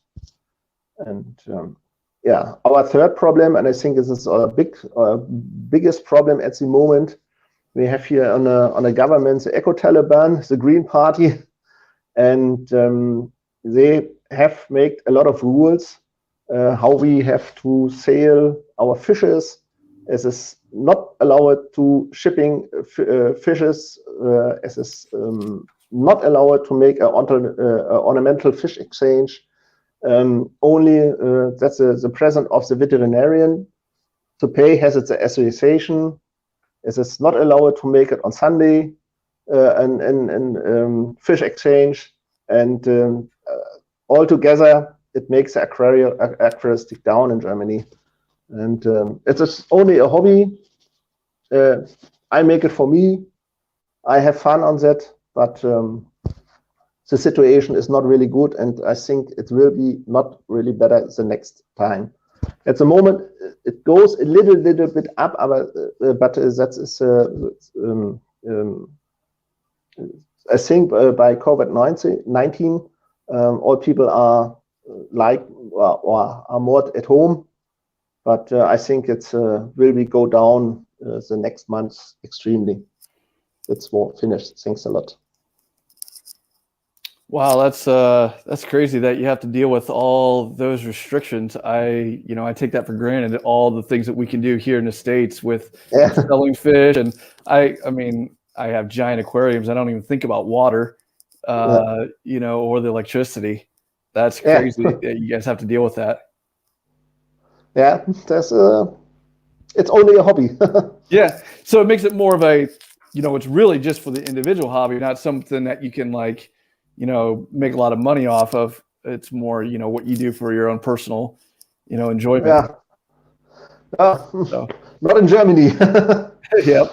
Well, I'm going to add JJ here for a second. And JJ, do you have anything else you wanted to add? Yeah, you're muted. Now try. Is that better now? You see, that wasn't my fault, guys. Byron muted me, so you need to drink two sips of the beer because of Byron. Mathias, thank you so much. That was a wonderful talk. One of the things that I want to call out is, I got texts from my business partner with Niagara Cichlids, my buddy Cam texted me, and he's like, "Did Mathias say that he had a 30-year-old group of Tropheus?" Which that's great. I mean, I see a lot of Tropheus keepers stateside. It's unfortunate that they don't keep the Tropheus that long. An adult group of 4 or 5 years is a considerable amount of time for us stateside. So a 30-year group is great, unbelievable. And then also hearing a lot about your theories on bloat, which we'll get in later in the Q&A section. It was awesome. And your nutrition was, I'm looking forward to connecting with you offline and, talking a little bit more Tropheus. Yeah, maybe. And then Byron, I believe that we have one more talk set up with Laif. Is that correct? Yes, that is correct. And I will, do you want to, I'll let you introduce him. I'll add Laif. Thanks for joining us. Yeah, and is Don with us too? Yes, I'll get him here. Perfect. And we'll be joining you back in with the roundtable discussion. All right, here we go. Let's get Don in here. And all right, you hear me? All right. Yep. You have anything you want to say before we add Laif? Well, I really want to hear about pureed pears from Mathias in the nutrition question later. And, I really enjoyed the talk. I thought a lot of information that we don't get about the hobby in Europe. So, we do have one more talk, and that is with Laif DeMason. Is he online? Hey, yes, there he is. He's right there. And I had one. Whoa! And I had one quick announcement for the raffle that Cooper donated. The groups of Tropheus. We have a cutoff time in 10 minutes. So 3 o'clock, I got word from Gary Mendez, told us that for me to make the announcement that for those of you who want to go ahead and support the Jim Smith Fund, you have 10 minutes to go ahead and do so. After that, everything else is purely donations. You're no longer in the raffle. After 3 o'clock. Do have all day and tomorrow and the next week and the next year to donate to the Jim Smith Fund to contribute $5 or whatever you want to do for participating today. So it's much appreciated. We want to be able to award $3,000 to some conservation effort this year. So our next speaker really does not need an introduction. He's famous in the African cichlid world and broader than that, actually. But Laif is owner of Old World, he'll correct me on the real name, but Exotic Fish, Old World Exotic Fish, or something to that effect. And he also operates Cichlid News magazine, one of the premium magazines on cichlids that is also worked on with Ad Konings and Laif. Oh, well, I already said the Laif owns it, and Wayne Leibel, who everybody knows as well in the cichlid hobby. So, Laif, you're going to tell us about the history of importation or importation of Tropheus, for which you've done many, many, many years. So, without further ado, welcome Laif DeMason. And Laif, I got your screen ready for presentation whenever you want to go. Screen, I think. Did I do the screen already? Yeah, it's up to you. Yeah, there you go. Okay, well, thanks, Don. I can't see myself, so I guess I don't need to. Thanks for the intro. And I'm going to try to cover some of the historical points of importing fish, and then, of course, the actual fish itself, Tropheus, some of the varieties. And I'll probably forget a lot more than I know. But we're just going to go through it. At the end, I can have some questions. You can go ahead and ask me, I guess. So this is a short overview of the Tropheus in Lake Tanganyika. And we're just going to go through the collecting and export history, just briefly, of course, and how cichlids are caught, and then the Tropheus species in review. All right, so everybody knows that Tropheus come from Lake Tanganyika. And let me see, do I have a mouse here? Oh, I do. That's great. So here's a map of Central Africa. And this little green country here is Burundi. And there's a little tack there that I put because there used to be an export station there. This is Nairobi in Kenya. There was also a station for many years, and still is, in Kigoma, Tanzania, which is right here, close to Burundi, but they'd have to send their fish all the way across the country to Dar es Salaam to export them. And so the first people that were doing that, his name was Misha Fain-Silber. He actually sent them on a train. Can you believe that? In the 70s to Dar es Salaam to get on planes.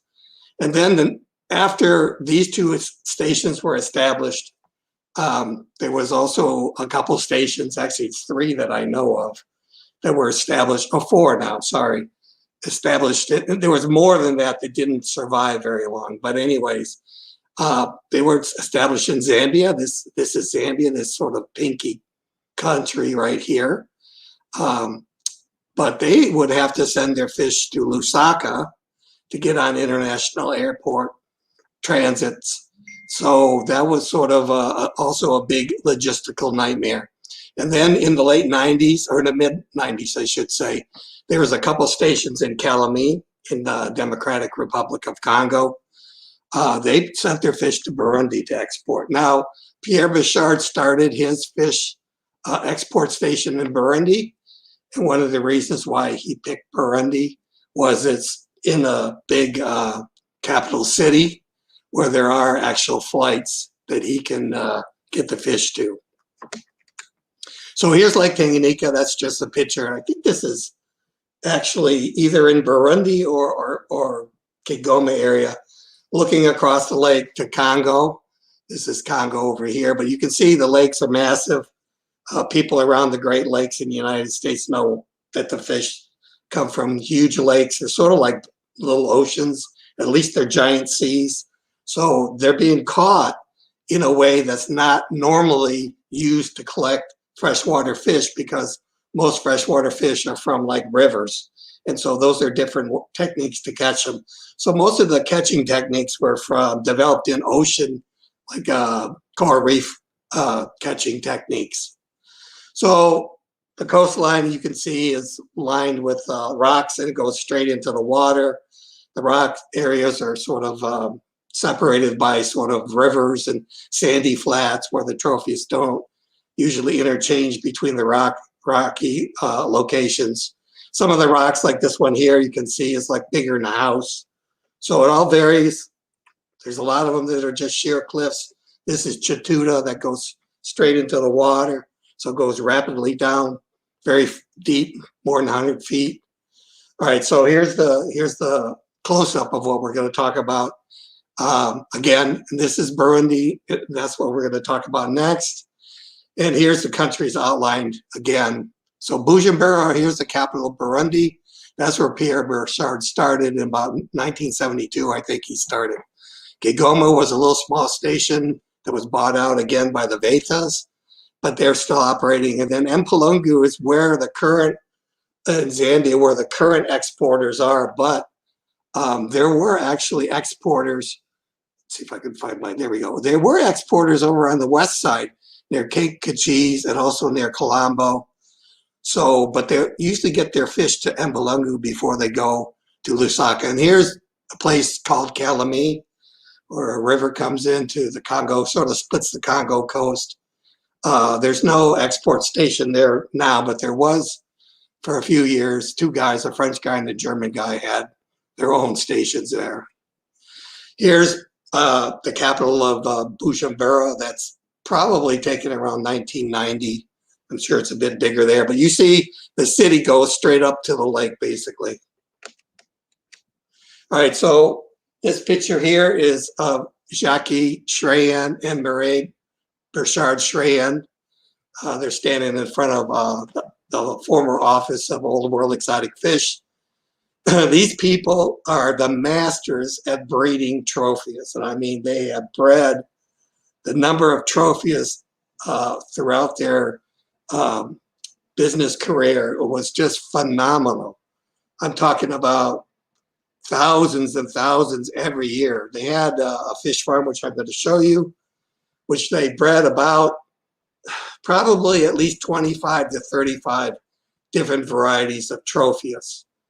And Marie's father, late father, Pierre Bichard, he, of course, moved from the Congo. He used to send fish out of the Congo, Kinshasa River area. And, you know, Synodontis Bichardi is named after him, and Telegram of Bichardi, and so on. He was electrical contractor, worked for the government there. So he spent a lot of time in the rivers. He was fascinated by fish. He started collecting them in the late 50s and sending them out of Kinshasa. Things got pretty hairy for the old Belgian people there in Kinshasa and the Congo itself around the early 70s. So they picked up and left. and they looked around for a place to start a fish business, and he picked Burundi, even though he had actually looked at other places, like he's been to Zambia at the lakeside. He was actually in Mozambique on Lake Malawi as well, but he ended up doing Bujumbura, Burundi, because of the airport was very close, so he can move the fish to Europe and so on.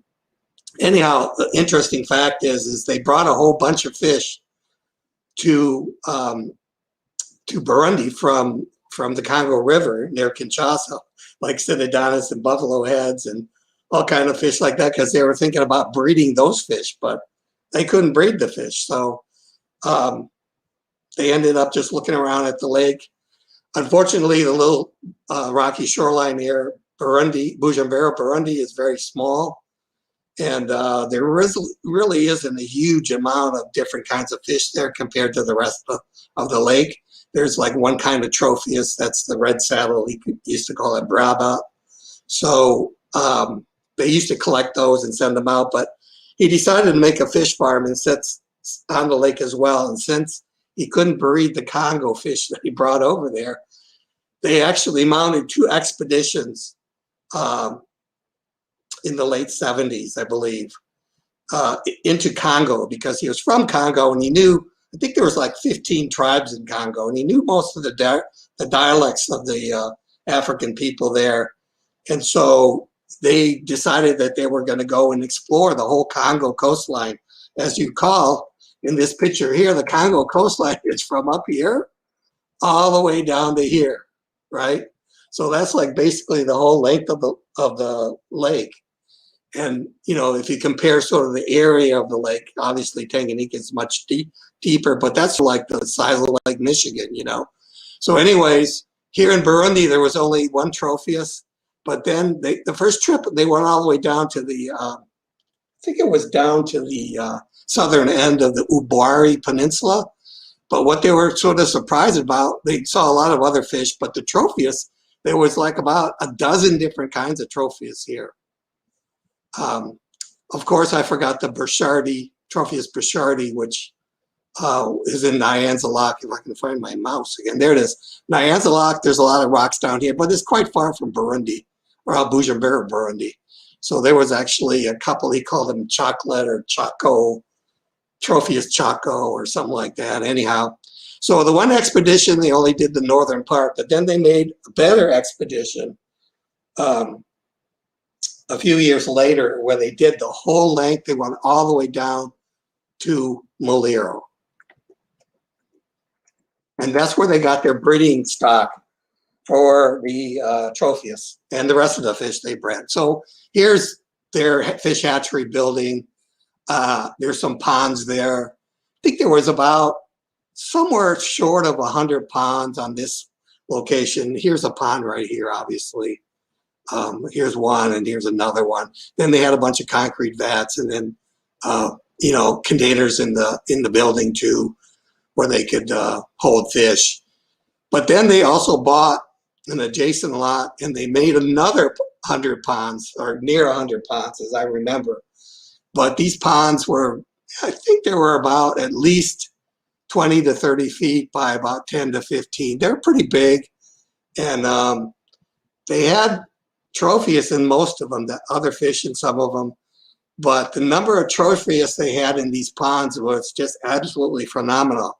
They had about 200 females in each one of these ponds, and then another 100 males, and of course all the ones that they produced. So they just let them breed naturally. They didn't strip them, but they just went into the ponds and collected the small ones periodically. Of course, every day they collected different ones, and like for the for the Kariza Kaiser, they had like 4 ponds for Kariza Kaiser to produce enough fish.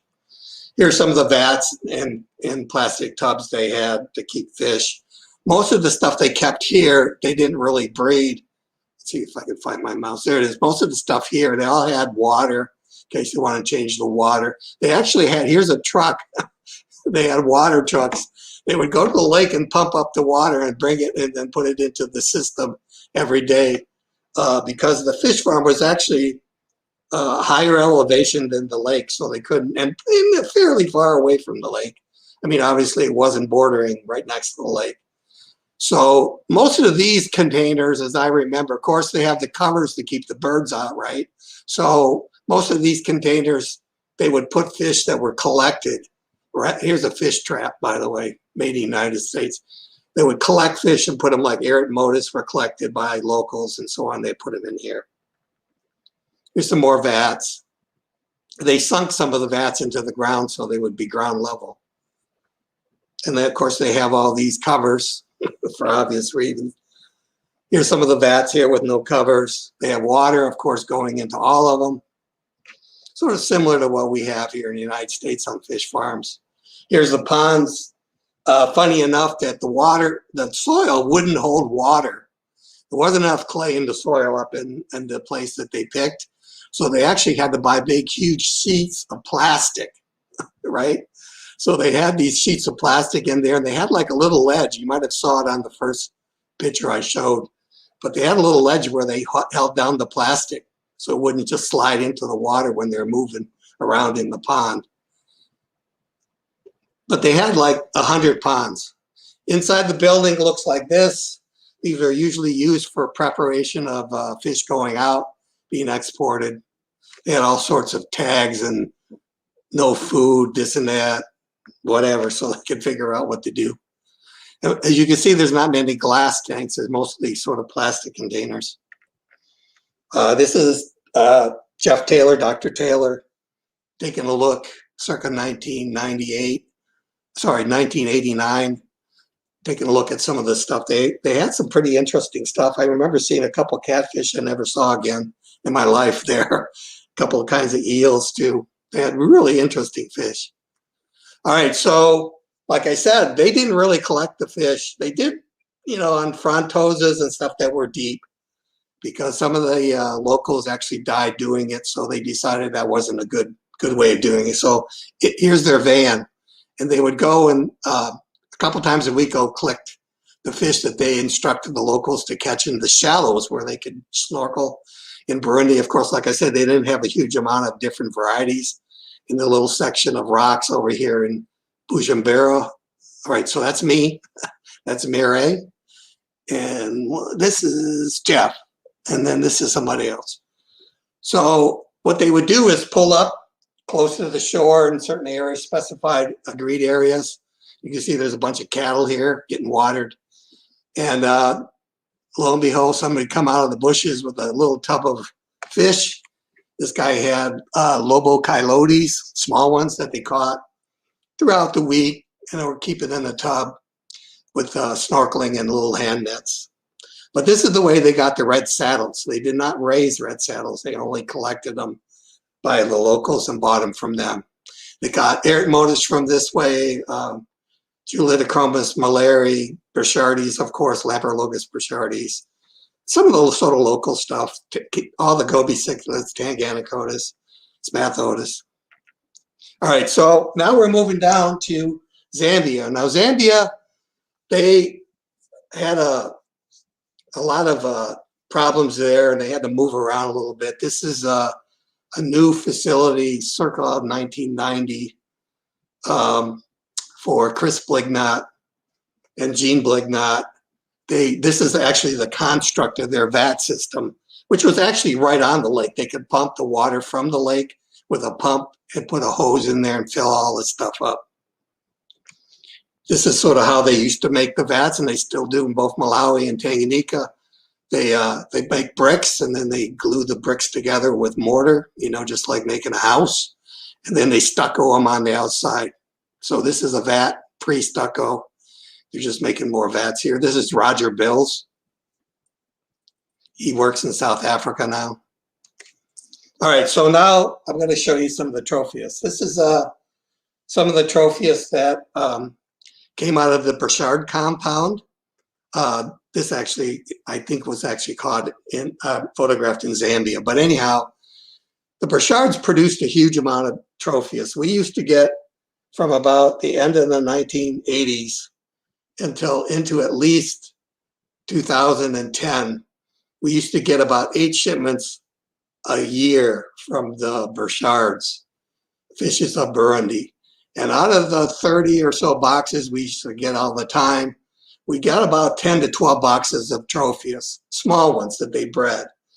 Now, this is for every shipment, 10 to 12 boxes. There was about 90 fish, 80 to 90 fish in each one of those boxes.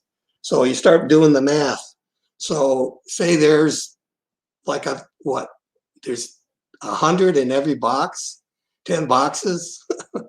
Every 8 months, you're talking about thousands, tens and tens of thousands of fish they produced that were sold just to the United States. We're not talking about what they sold to Europe and elsewhere, into the Far East and China and Hong Kong and stuff, but just phenomenal numbers of fish. Tropheus too, because that was the big seller. They got a fair amount for the Tropheus, and but it was also one that they had several varieties due to the expeditions that Pierre organized before he died. So this is Malero. It's caught at the very end of the Congo. It's a red type of Tropheus. Oh, this is just some of the things that we do while we're waiting around. This is beer from Congo, used to be called Zaire, from Lubumbashi. That's really sort of in the southern Congo area, fairly far from Zambia, but closer to Zambia than to Bujumbura. All right, so Zambia, they had a different way of catching the fish. The Zambian boats for the divers, you can see here's all the divers with their dive suits on, and they use tanks mostly. And in Kigoma, they used the same thing, but the Zambian boats were these huge long boats, and here they stuck the 25 horsepower outboard engine in the backside there. So this is sort of, actually this picture was taken in Nkamba, which is where the Langis were. And so they were going to catch some Langis, and we were there. Jeff and I was there with Chris Blignut to see what's going on. All right, so here's the compound that was in Kalemi in the Congo from Alain Gillot.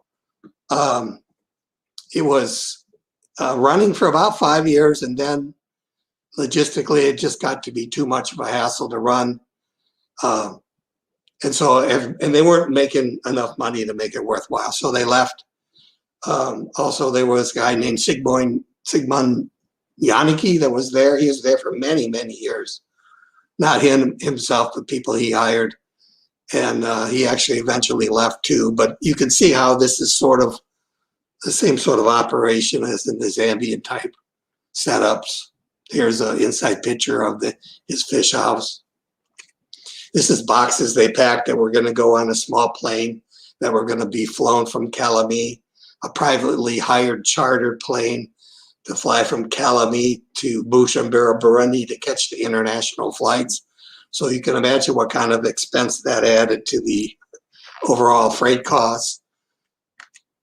This is sort of rudimentary buildings that were set up in different parts. This was actually the one I worked out of on Lake Malawi at Itungi Port. Same VAT system. Boats a little different, but the guys are caught the same. One of these guys, I think it's this guy here, that's Jackson, and this is Nchusinze. He was trained in Kigoma to catch fish for Misha, and he ended up with us in Malawi, but it sort of gives you an idea how they sort of got the things together. We had a portable compressor where they filled up the aqua tanks with compressed air and then went and dove the fish. And they used these nets, which are monofilament nets about 30 feet long and about 3 or 4 feet high, to catch the fish. And here they have a big drum, a big barrel, a 55-gallon drum, where they put the fish so that they won't get away. And sometimes, well, a lot of times when fish are too deep, say deeper than 30 feet, they have to decompress the fish. So if they catch them at 60 or 90 feet, they bring the barrel halfway up and leave them for a day and then bring them up the next day or the day after, because if they bring them up too fast, then the air bladder pushes all their guts out of their backside, and obviously the fish dies. So here's some trophies. I took a picture of the Du Boise in Kigoma. This is what they look like when they're small. This is a Tropheus burchardi from Kigoma. This is actually James Whitteman. He's a diver in Malawi. And he's got the net that we're talking about that they used to catch the fish. So what they basically do is take this sort of big, long, like tennis-like net, right? And they sort of weave it in between the rocks at wherever they're going to be catching the fish at the right depth. And it's about 30 or 40 feet long and about 3 or 4 feet high. And it sort of makes a barrier, but it's a monofilament net. It's got very small holes. So the fish don't see it so well. So the divers all back up, and then they chase the fish that they're after into the net. And then they grab them either with their hands and stick them in their vest pockets, or they have a little, like a live carrier, a little bait-like thing, and they stick them in that. Or they have one of these nets with a flap in there, and they throw them in there. A lot of times the divers will have a hand net where they just scoop the fish off the monofilament because the fish are trying to get out. They're trying to push through. They don't understand it. And they just scoop them and they stick them in there. So actually, it's not a sort of mechanized way of getting the fish. It's not like just a whole bunch of fish are trawled up and then dumped on the ground and then pick through. It's actually, they pick the fish one by one. They catch what they want and they leave the rest. All right, so the whole diving in Malawi and Tanganyika changed when Eric Fleet came to Florida and he saw his some of the people that were catching fish on the coral reef here in Florida by what they call Browning's third lung, which is a hookah system. So Grant took this up, or Fleet did, and then Grant did, and then everybody else did. They started making these hookah things, and so instead of having tanks, here's the barrels they store the fish in. Instead of having tanks, they have these big, long, maybe about 100-foot tubes where the regulator just comes out. They put a plate on the very end. They strap to their back. The regulator goes in their mouths. So the little tiny Honda engine here is run by gasoline, and then it goes into an oilless compressor, and it fills up this volume tank, and then it just comes off the volume tank into the divers. The divers are about 4 of them. So they can spend a lot longer time down catching fish, but usually about 30 feet or less. You don't usually do this too deep. They usually use scuba tanks for deeper fish. But anyways, so they have a volume tank here, so there's a lot of pressure that can be, used later on, because once in a while the tank conks out, no gasoline, and so it would just cut off the air immediately. The divers wouldn't get anything under the water without this volumetric tank, the pressure can that would keep a fair amount of reserve in there until they can yank on the hose and tell them, come on up. we have a problem with the engine. But a lot of times they just filled it back up with gas and started it up again, and everything ran fine. So that was a more modernized way of catching more shallow fish. And most of the Tropheus are caught in 30 feet or less. Okay, so what do we normally see in Tropheus? Normally we see this black type. It used to be called Tropheus morii. This is the Cariza Kaiser, one of the ones that Burchard bred, and they collected in the late 70s or early 80s to stock their fish farm. This is Karambe. This is the one that's caught on the Ubwari Peninsula. And they used to breed that one as well. It never was really popular. It's a very nice fish, but it just, with the orange flame, Bemba, and some of the other ones, it just never gained a huge amount of popularity. I mean, the Burchards bred 25 to 35 different Tropheus varieties, and they developed a lot of albinos on their farms as well. But, when you have too many of them, then, there's only the highlights that people remember and end up buying again. Here's a wild Karambe. I used to call them redheads, that I took a picture of a little while ago.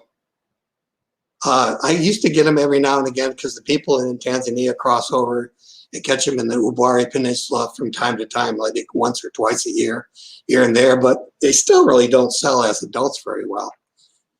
And then here, the Burchards developed this albino bishop from the Karambe. It's sort of got lacking of certain pigments, not a true albino, but it definitely lacks some pigments, so it comes out sort of pinky and reddy and not much black. This one you can see has a black eye, I've also seen them with red eyes. So it could be that it's not producing something like blue pigment and the black pigment in some aspects. I don't know, but it looks like an albino. It's not definitely a true albino as we know. And here's the Tropheus malero. Actually, I think the fish that I saw, that showed you with the beer bottle in the net was a chipimbi. This one's a malero. You can see it's a very red fish. It comes from all the way down at the other end of southern part of Congo and was bred in the Burchard compound. This is the fish that we got when we asked the Zambians to catch maleros about 10 years ago. It's got more green on it, you see. So there's a lot of little nooks and crannies in Congo where the fish are not exactly all the same, the red ones. Here's another malero we got recently out of Zambia from Congo. This was in the last 5 to 6 years. This is a small one, so it's not super red, but this one is a real red fish when they grow up as well. All right, so then there's other red varieties there. There's the Tropheus morai lupota. We also call it cutthroat because it has this sort of red throat area. Here's another one called livua, which has also got the red throat, and it's very close to the other one, but a different little beachhead. This is what we call lime spot from Kapampa, a little further up the coast. The Burchards were breeding that as well. They called it Marazi, I think, or something like that. Anyways, it's a bit different than the red ones, obviously. Then Marago, they just happened to find, by just sheer luck, stopping in a place called Lusinga, Congo, they found this Tropheus marago. We used to call it green marago because there's other ones with spots on their heads that are not quite as nice. A yellower fish, we call it yellow marago, and so they're not found in the same spot, but near the same spot. So anyways, they just happened to stop there and they found this fish, and it's only found in that one place. It's not found anywhere else. So here it is. They bred that fish. They sold, several hundreds of thousands, well, not tens of thousands of them over the lifetime of their fish farm. Here's another picture of one that's a bit darker and more of an adult that was brought in maybe 15 or 20 years ago, but they have a lot of spots on their heads. Really nice fish. Now, recently there's been this Tanzanian marago. The Swedish guys discovered the Carlsons in Tanzania. And so it's sort of like across the lake, kind of things that you see in both Lake and Malawi, that similar things are developed as the lake gets deeper, historically fills in, and then where they are here becomes the other sides of the lake when the lake gets bigger and deeper. So this is a browner one, not quite as nice as the one from Congo. Here's another picture of one in the aquarium.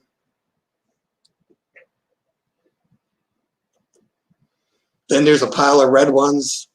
Zambia has a lot of little bays and points, and so there was a lot of sort of new sort of beachheads that the Tropheus colonized over the last millennia or so, a couple, maybe tens of millennia. So there were a lot of different types of Tropheus in different areas. Like if you go from Colombo, there's a yellow sunspot.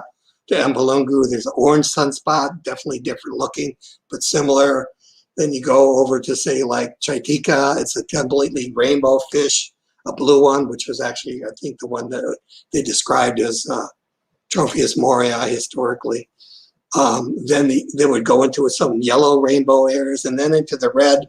Further west, there was a lot of red ones. There was Kachis, and then there was Chimba, then there was Chipimbi, and there was Malero. And this was probably Chimba right here. Now this is the Kachis, which is a little bit further east of Chimba, going around back towards Mpalungu. This is the classic version. As you can see, it has this sort of mark on the cheek. They're sort of more orangey. Anyways, there's a lot of different varieties at different beachheads. This is Nsumbu, which is very close to Kachis. Another orangey red one. This one is called Chilenga. Toby Veal at one point in time tried to develop more Tropheus demand by catching what I call the in-between ones, in between, like, you know, Kachis and Sumbu, or something to the other side of Sumbu. There was Chizanzi and Chilenga. They're all very close to those other red ones, but a little bit different. This one's called Golden Kasumbi. This one's actually more recent, exported, and actually looks a lot different than some of the other ones around there. I suspect it's caught somewhere close to Sumbu.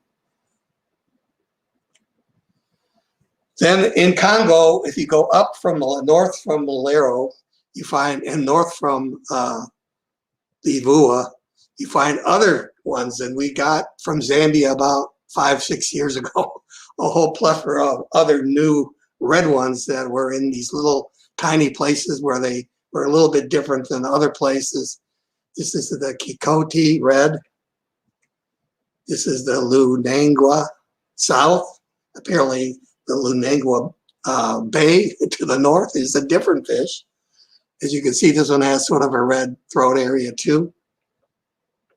Now, everybody argues about which ones, of course, the Zambians do. I'm saying not necessarily the Americans, because nobody has all the different red ones, but they say that this one is the reddest. I don't know. Oops, wrong one. And then this one is the Buzi on the other side. It's sort of like Chaitika. On the Tanzanian side, we have a whole bunch of different ones, but they're not red. This is sort of like a blue rainbow type. Then going up a little bit further, they're more yellow. This is the Malasa Island one. Isinga one, Tropheus morii. This is the Kikondi. I'm not sure where this is from, but it was exported out of Zambia. I think it's from the Lunanga area, but it was very, very orangey yellow. Quite a nice looking fish. The Mpalungu used to be called pineapple, but this one actually deserves the name of pineapple. Got a yellow eye ring here. Toy. It was a secret. They didn't say where it was from. Then actually there's a fish from Kapili that I call the Kapili Alangi. They're sort of incidental. You only see them here and there. Most of the Tropheus in Kapili are the Burchardi type, and they're a little bit different from each of the Kapili islands. But this one you see every now and again, and they can catch them if you tell them to. I don't know where this fish came from. It could be naturally occurring. It could be because Kapili is sort of an offload area station for, excuse me, a lot of the exports of Lake Tanganyika fish on the Tanzanian side. They come from Congo. They come from Zambia to Kapili to offload and send the trucks of fish all the way to Dar es Salaam across by road. Could be that some of them got away from somewhere and they're just sort of there now, some sort of naturally or unnaturally introduced fish, but have taken hold. I actually saw this fish for the first time in the late 80s. Okay, in the northern area, sort of centralized area of Tanzania, north of Kapili, we see the anectons, which is a different kind of Tropheus. It varies on the anal spines. Not quite as colorful. Different fish, they get a lighter tail, the males do. Then there's a couple other ones that we've caught and sent out, and the other guys can catch it. People want them. These are red-eye Kalilas, which are sort of where African diving had their station. It's north of Ikola, but south of the Bulu Peninsula. In the Kapili proper, we have the Tropheus burchardi, and on all the islands in Kapili, and actually some to the south of Kapili proper, along the beachheads of Namamsi, we see this small Tropheus burchardi that is bright orangey yellow, and we see them here and there. I think the ones on Uwili Island are the brightest anyways. People call them fiery fry. But once they get about 1.5 or 2 inches, they sort of change to yellow and brown, greeny brown. They're not this bright color anymore. Up a little bit north of Kapili is the Impimbui, Tropheus impimbui, where they have sort of a red cheek here. This one's not a super big male, so it's not super red. This is the habu caught in the same area of Impimbui, but on the other side of one of the peninsulas. It actually never gets red.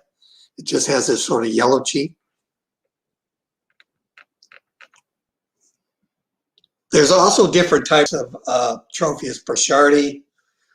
Some are definitely different looking. Most of them, to me, look similar, but there are some beachheads, piles of rock, where they actually look different. This is the one from Congo called Ntoto, and it was exported.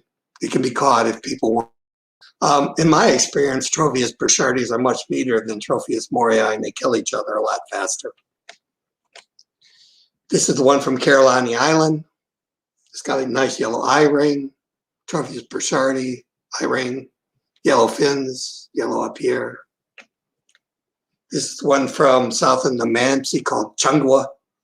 It's got sort of a browny red dorsal fin, nice yellow in the body, blue eye ring. This is the one from Bulambora, which is just south of Ujiji, which is south of Kigoma. This is the one they normally catch for the Kigoma Tropheus burchardi. It's not really from Kigoma. Very close though. And then there's also this green whipple that comes from a little bit further towards the Malagasy River. Then we have of course, the OB Colombo, golden Colombo. This is an underwater shot.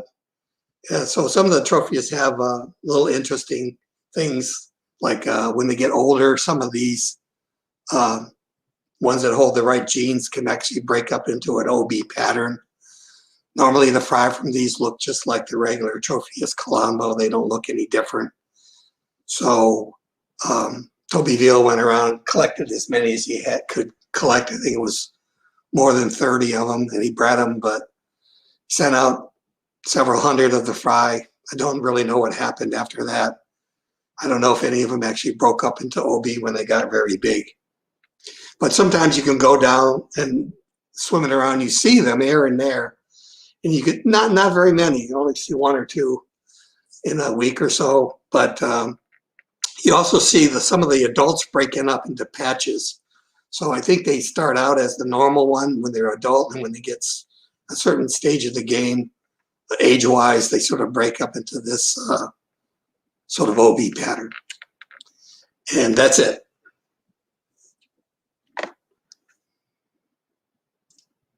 Is there any questions? Well, thank you, Laif. I have a question or two for you. It was very informative, and definitely thanks for all you've done over the years and continue to do to make great fish available to us hobbyists. So that is much appreciated. Have you ever encountered the OB or the Xanthic Morago type that Mathias supposedly keeps? No. Well, if you ever do, Ad Konings told me that he saw some red rainbows like that, but the ones that are most plentiful, well, they're not like everywhere, but you see them, you can find them. At least you used to be able to in the 1990s. Was the one from Colombo, that from the Colombo to maybe Chituda, or maybe Isanga, sorry. You see them here and there, but you have to look for them. But they certainly weren't able to be caught in the numbers that they catch some of these fish in. I mean, if you wanted 10 boxes of red rainbows, they could collect 10 boxes of red rainbows in one afternoon. Is no problem. So, I mean, there's basically herds of fish swimming around in the medium-sized rocks that are like watermelon size or smaller. Wow. And they catch them in those kind of biotopes because they're easy to catch in the net. If there's big rocks and small rocks, the fish get away and they can't catch them as easy. But if you wanted to catch these OB type Tropheus you could spend all day and get one or two. That's it. That's why Toby Vela told his guys to get them all. He had them in the big vat to breed. So, but we still saw some when we were swimming around. So, like I say, as they age, some of them break up into this pattern. So they're probably still breaking up in the pattern as long as the gene is still prevalent in the lake. So with Cichlid News, you'd like to get breaking information, new information all the time. You've got some 200 plus attendees on right now. We have a high water mark of 255, I understand. Is there any kind of article you're particularly looking for that somebody might? We desperately need people that like African cichlids to write about them.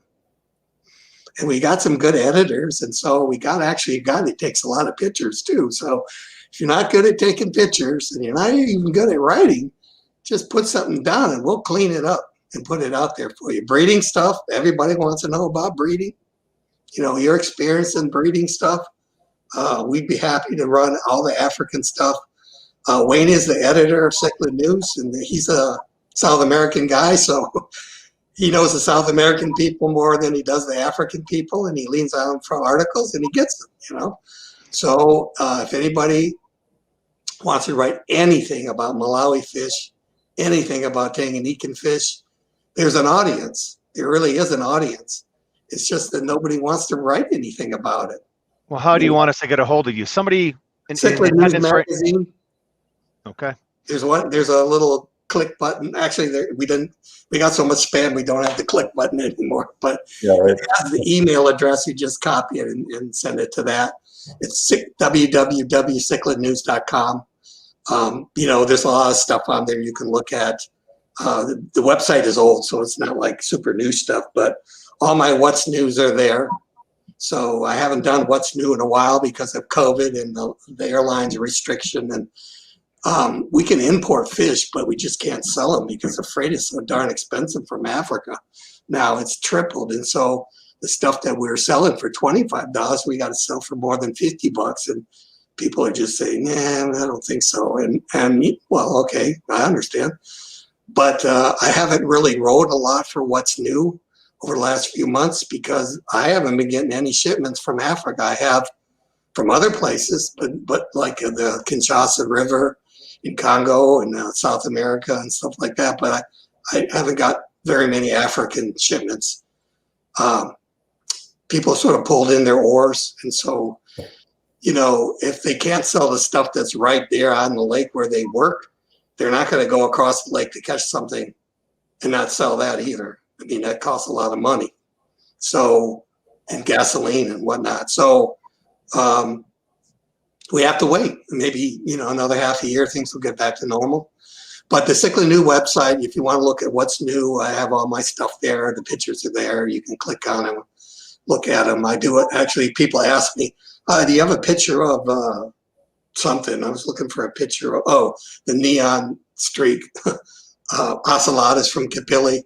I went to my what's new and just searched down there. I found it, copied and pasted that one. So you can see some of the pictures that I showed just now. Those are all what's new pictures, all of them, every single one of them, except obviously the locale ones. And so the fish pictures are from there. You can look at, you know, different fish, not just Tropheus. And you can subscribe over the internet. You can send me a message over the internet. You know, an article, you can send it over the internet. We'll get it to Wayne, to the right place. If you know Wayne's email address, send it straight to him. That's fine. Is Cichlid News available outside of the U.S.? Yeah, we send it. We send a pile to Australia. We send some to England. There's a little bit going into France and the Netherlands. We do have subscribers everywhere in the world, so they get individual subscription. Of course, airmail is not cheap anymore. All right. To send a magazine like that overseas, you're talking about $8 each, and that's the cheapest way to get it there. So a lot of people are opting to go to the e-magazine. We can give you an electronic PDF on an email, and that's not as expensive, especially if you're overseas, because it's sent by the computer. You have to not worry about any of the shipping costs. But I'm an old-fashioned guy. I don't read stuff on a computer. I read stuff in my hands. I like to, even if I get an article to read, I print it and read it on a piece of paper because it is old school. I can't do it on the screen. It feels weird to me, So, but if you like to read things on the screen, you got the little Nook and what have you. You get the e-subscription. So I really enjoyed doing the interview with you prior to the show, and there's so much information that you shared. It really was a lot of work to cut it down from 24 minutes down to 2.5, 3 minutes. But I am going to run the full version, the outtakes, as I called it earlier, so that everybody can hear. When we talked about what not to do on the camera. Well, I won't put all of that in there. Okay. There'll be a few outtakes still. Just amazing historical information that, hey, if we don't archive it, who knows what'll happen to it, Really, I mean, just to say that people that are tuned in right now, that Tropheus from Lake Tanganyika is the most popular fish from Lake Tanganyika. They really are. I mean, we imported thousands of them every month, 8 months out of the year from Burundi, but from Zambia, we also had about, they sent double boxes. So there were like 6 to 8 boxes of wild caught Tropheus from there too. And we used to get them 8 times a year too. And sometimes I used to get them from Blake Knot and Tobyville at the same time. The same month. And we turned them around in 1 month and they'd go out the door. And so we'd order more. And you're talking about year after year from 1989 to 2005. We were just buying and selling them. I used to breed Tropheus a lot when I first started down in Florida in the early 80s, but the Burchards and their fishes of Burundi compound, they produce so many fish. I can buy them and land them from them cheaper than I could produce them myself. And so why breed them? It's like, So now they went out of business. I'm starting to breed them again. So there you go. Well, we're going to move on into the discussion part. I had a couple of housekeeping items, but thank you very much for sharing all that information and joining us today, Laif. So we're going to catch you in another minute here for the discussion panel. Okay, very good. Thanks, Laif. Yeah. All right. We've got 5 minutes left before you can no longer buy raffle tickets for the Tropheus raffle. Gary Mendez, the guy in charge, has extended it another 45 minutes from the 3 o'clock deadline because folks on the West Coast were mixed up perhaps about the time change and that kind of thing. So you've got 5 minutes. So buy your tickets if you want. So JJ, it's time for the exciting discussion panel. Yeah, Q&A with JJ. So I hope everybody's having a fantastic time. It's been a challenge to watch to keep conscious of time because we could go all day with this. So what we're going to do, one question to each of our attendees, our guests today.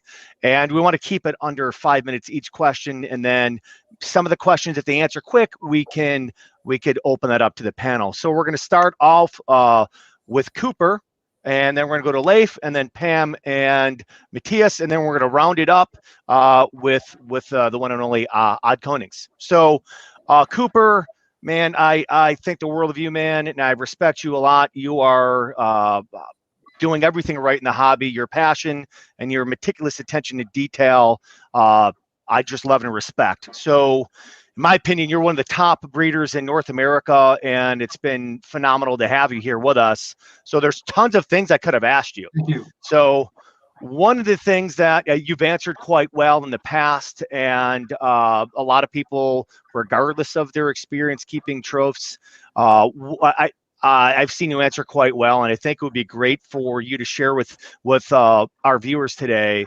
What have you done to curb aggression with your colonies? What's worked for you, and certain tips, because that's the thing, right? People want to keep Tropheus, and they don't succeed all the way. So could you share with everybody some of your tips and secrets of curbing aggression? Well, first of all, I just want to thank you and the whole OCA board for having me on. It's an honor to be with the other 4 individuals. In terms of curbing aggression in the tank, like Pam alluded to, I mean, it sounds like in the wild, trophies aren't aggressive, and that makes sense. I mean, you have just a massive expanse of area for a Tropheus to guard, whereas in the aquarium, depending on the size, it could be 4, 6, 8 feet long by 2 feet front to back. So a few things to do for me personally to curb aggression is have large groups. That way, single fish less of a chance to get picked out and picked on by other fish in the group. I either like to do 2 males or I like to do quite a few males.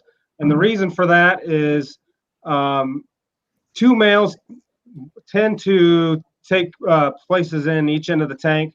Both tanks behind me, I have Mupalungu, and then I have what Pam alluded to, and I agree with her, are Mpimbu yellow cheeks, and they are probably the most aggressive Tropheus I've kept and the biggest. I have 1 male on each end of the tank that dominates the tank. Now, when you have maybe 3 or 4 males, I've found that extra male will definitely get singled out over time. You put 6, 7 males in the tank, it gives females a reprieve from being chased by the males. And then those other males kind of just act as a dither fish to an extent. It allows kind of the dominant males to get their aggression out on them. Rock work is another critical part to curbing aggression. I keep rock pile on each end of the tank. What that does is usually, and you can kind of see it behind me, like the Mupalungu. So all my females are in the middle of the tank and the males on each end. Same with the yellow cheek. A bigger tank, which I do have, I have a 1 bigger tank, and I'll add more at the new house. But bigger tanks, they tend to spread out more, but most of my tanks are 75. So they kind of group up in the middle, and the males are at each end of the tank. Rocks, if I see a group getting a little aggressive, you'll know, their lips will turn white. You'll see some scales missing. I personally tend to remove all the rocks out of the tank to give them a break so that there's not any area in the tank that a fish can dominate over. Sometimes it works, sometimes it doesn't. It's kind of just going by the time. I mean, observing each group is the most important part of keeping Tropheus and keeping them healthy. Observing their behavior, feeding, water column. If you see any, signs of poop or whatever, that could be stringy. You might have some internal stuff going on.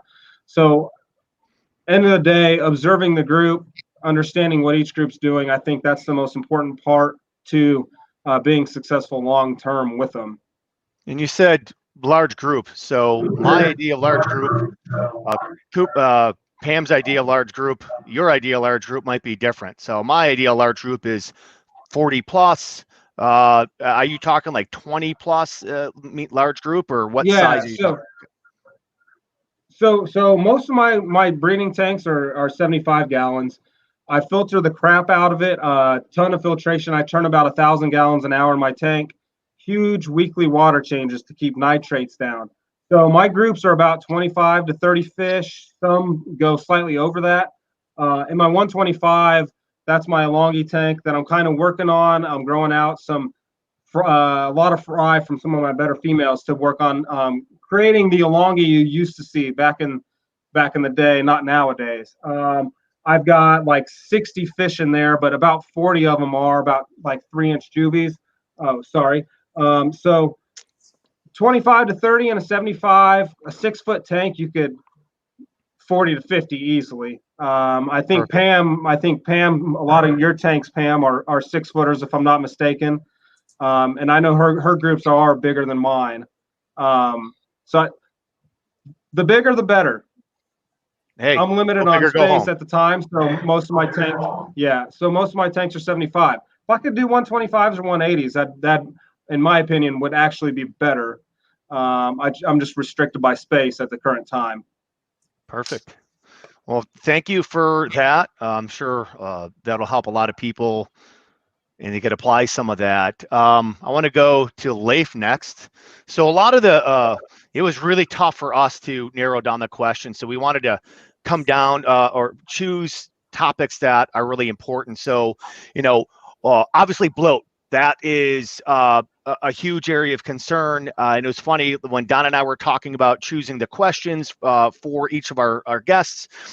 Don was telling me that you had amazing or a really good theory in regards to bloat. And then I saw somebody else basically prior to on Facebook post a comment if we're going to address that same question, which we were.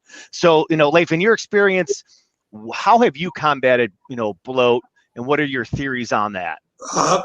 Well, obviously bloat is, and especially in trophy, it can be, of course, in any kind of African cichlid, and a lot of Central and South American cichlids. But it usually develops with poor water quality or poor food or something like that. Obviously, I don't know what my theory was that I indicated to Don, but the problem with Tropheus is they have a very long digestive tract.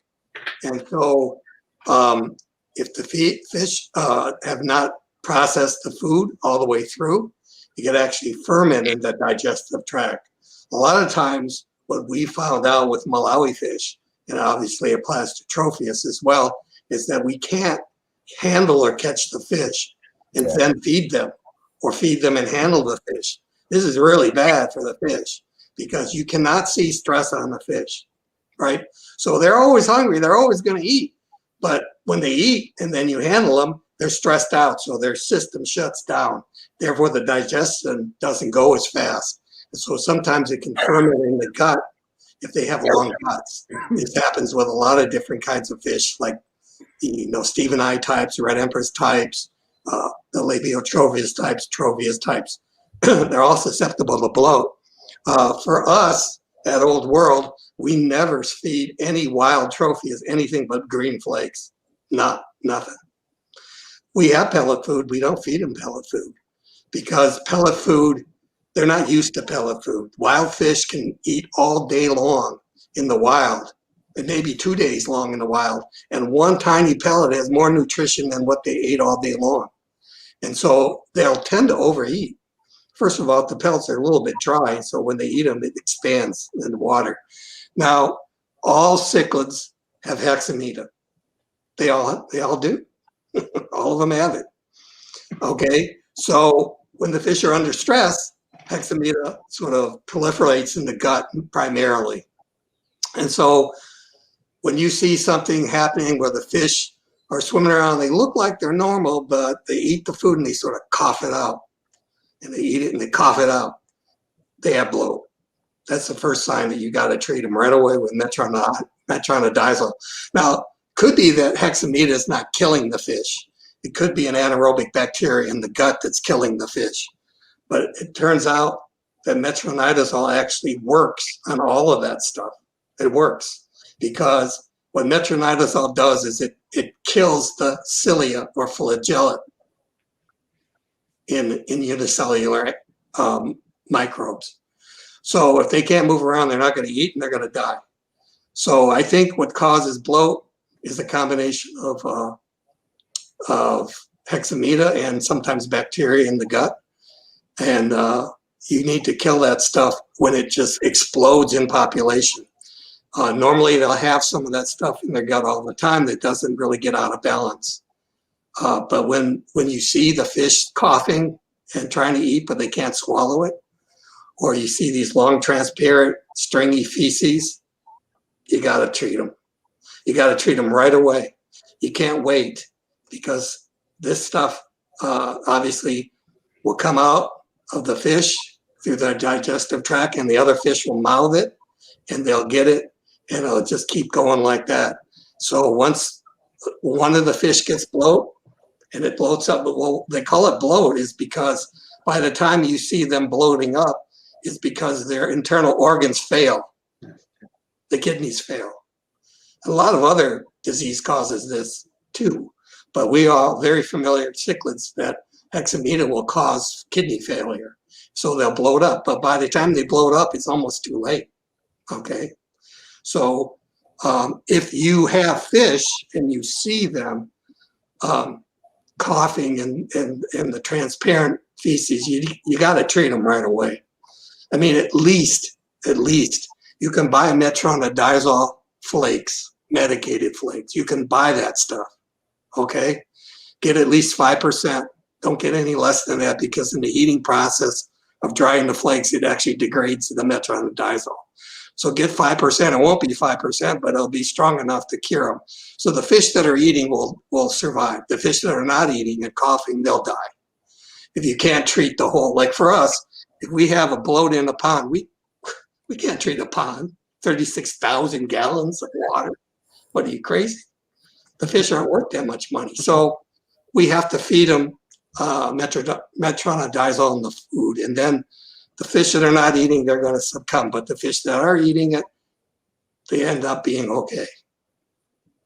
Higher bioabsorption rate anyways of trying to medicate instead of medicating the tank always to yeah, it's better for the fish. But the thing is that stress, any kind of stress, being chased around, way too much ammonia release, any of that stress will cause bloat, any of it. And once one fish get the bloat, it spreads. Any other perspectives from any of the other participants on bloat? Or has Laif covered it completely and thoroughly? Well, I don't think the last page has been written on bloat. No. We'll have that as your article on Cichlid News. I'll volunteer a good friend of mine to write that up. So, all right, that's good. That's a good idea. There you go, Doc Maz. I'm challenging you. Go ahead, Chris Maz. That's your challenge to write that article up. All right, so we're going to go ahead and move on to the next question, and it's going to be the lovely, the one and only Pam Chin, my very own guardian, Tropheus guardian angel. Thank you so much for being part of it. You are an absolute gift and joy to the hobby. We all love you. So one of the top questions that we could have asked was already revealed by Don. For many years, people have been trying to find out how many groups of trophies you have, and I think it slipped out. Was it 26 or 29? We actually made you count. How many is it? That was just one of the questions that I think everybody always had over the years. I think the count was 29 groups, 20 different variants. Because I'm a paranoid Tropheus keeper, and I feel like I need to have a backup group in case I kill another group, and at least I have a backup. Yes, that's I guess that's the thing, right? The more advanced we get at keeping fish, the smarter ways we find of unfortunately killing them. But anyways, one of the questions that I really wanted to ask you, all right, and it flows right into Laif's question, something that Laif actually touched on a little bit. One of the questions I had that you helped me out when I dealt with bloat in diet. And actually Angel Gomez, good friend of mine, wanted to know too, like some of your tips and tricks about diet, what you like to feed, and also how much protein you like to mix in. So please share that, because you have a lot of people that would love to hear that from you. Well, I typically feed my fish green flake, and I usually feed them the cheapest green flake that I can find because I'm cheap. And there's not a whole lot to a green flake. And I think the biggest mistake that we make is we overfeed our Tropheus. They are total little pigs, and they're going to eat anything you throw in the tank, and they're going to eat it until, it's gone. And I don't like to feed pellets. because I find that usually what happens is one or two fish get all the pellets, and then other fish don't get any pellets. And then this pellet blows up in their stomach. And as we've kind of talked about, Tropheus have a few mental issues. So it gets an upset stomach, it stresses itself out. It goes over and talks to its best friend on the other rock and says, I don't feel good. And God, I don't feel good either. And then, it just blows up. So I totally stay away from pellets. I feed a lot of algae wafers, but the algae wafers are really for me. Because the biggest joy in keeping Tropheus for me is to watch them eat. And when you throw a flake in, it's all over in 30 seconds, right? But with an algae wafer, I can, watch them for 30 minutes. And it's just a little algae wafer that's just nothing but a little bit of fish meal. But it's kind of exciting. They're putting vitamins in it now and a few other things like that. But it's something that you're not going to have to worry about it being a cause of overfeeding, because there really isn't a whole lot to an algae wafer. Then I also think that Tropheus need a little bit of protein now and then. It's very, very fine line on how much protein you should feed and how often. And so maybe once a week, once every 2 weeks, they might get a little bit of krill flake. I might do a freeze-dried plankton or a mysis shrimp, just to, give them a little treat. It's more of a treat than anything else. But I also think that this helps the females get a little bit more prepared to spawn. They need a little protein. And I think it brings out the colors in the fish. And, happy fish is a good-looking Tropheus. For fry, I feed freshly hatched baby brine shrimp. And if I have fry, it really doesn't matter if I have leftover brine shrimp, I feed it to everybody, even the adults. Whether they're eating it, it's probably just going through their gills, but they get such a joy out of it. Why not? So, and I like to keep them on that brine shrimp for quite a while. Once they're maybe a couple months old, then I'll start the green flake, but I still feed the freshly hatched baby brine. And that's about it for the Tropheus. Stick it on green flake, and I think they do their best. Mathias, you had a comment about, or you go ahead, I don't want to. No, you Don, you and I are, we're on the same page always. So a little bit. That's perfect. Yeah. That's exactly what I was going to ask. So Mathias, you mentioned saltwater prawn or krill causing bloat. Do you want to tell us about that?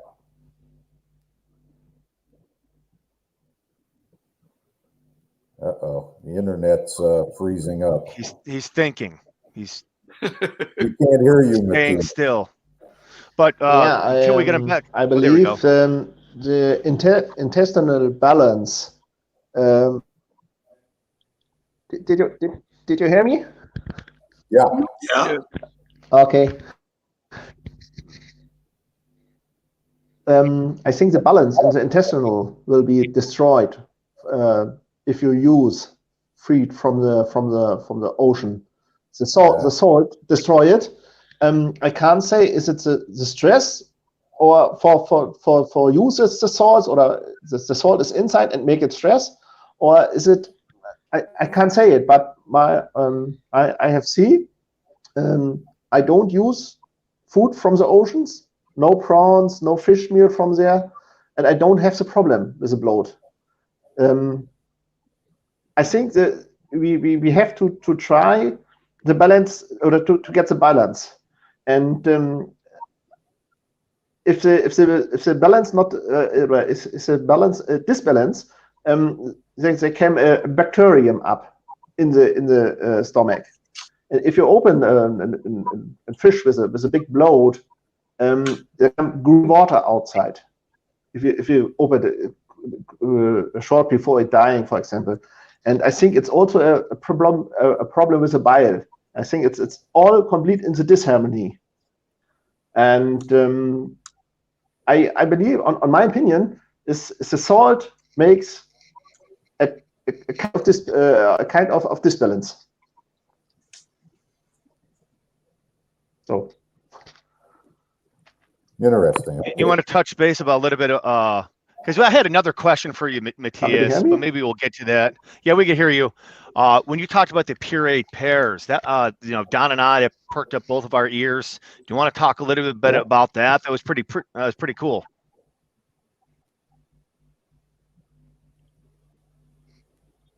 All right, everybody grab a drink, because that's when we have technical sorry, I didn't understand your question. That was the internet was not so. No. Purierte Birnen. Wie machst du das? Okay. No, just talking. My question was your. I hear nothing. Your mixture of pureed pears.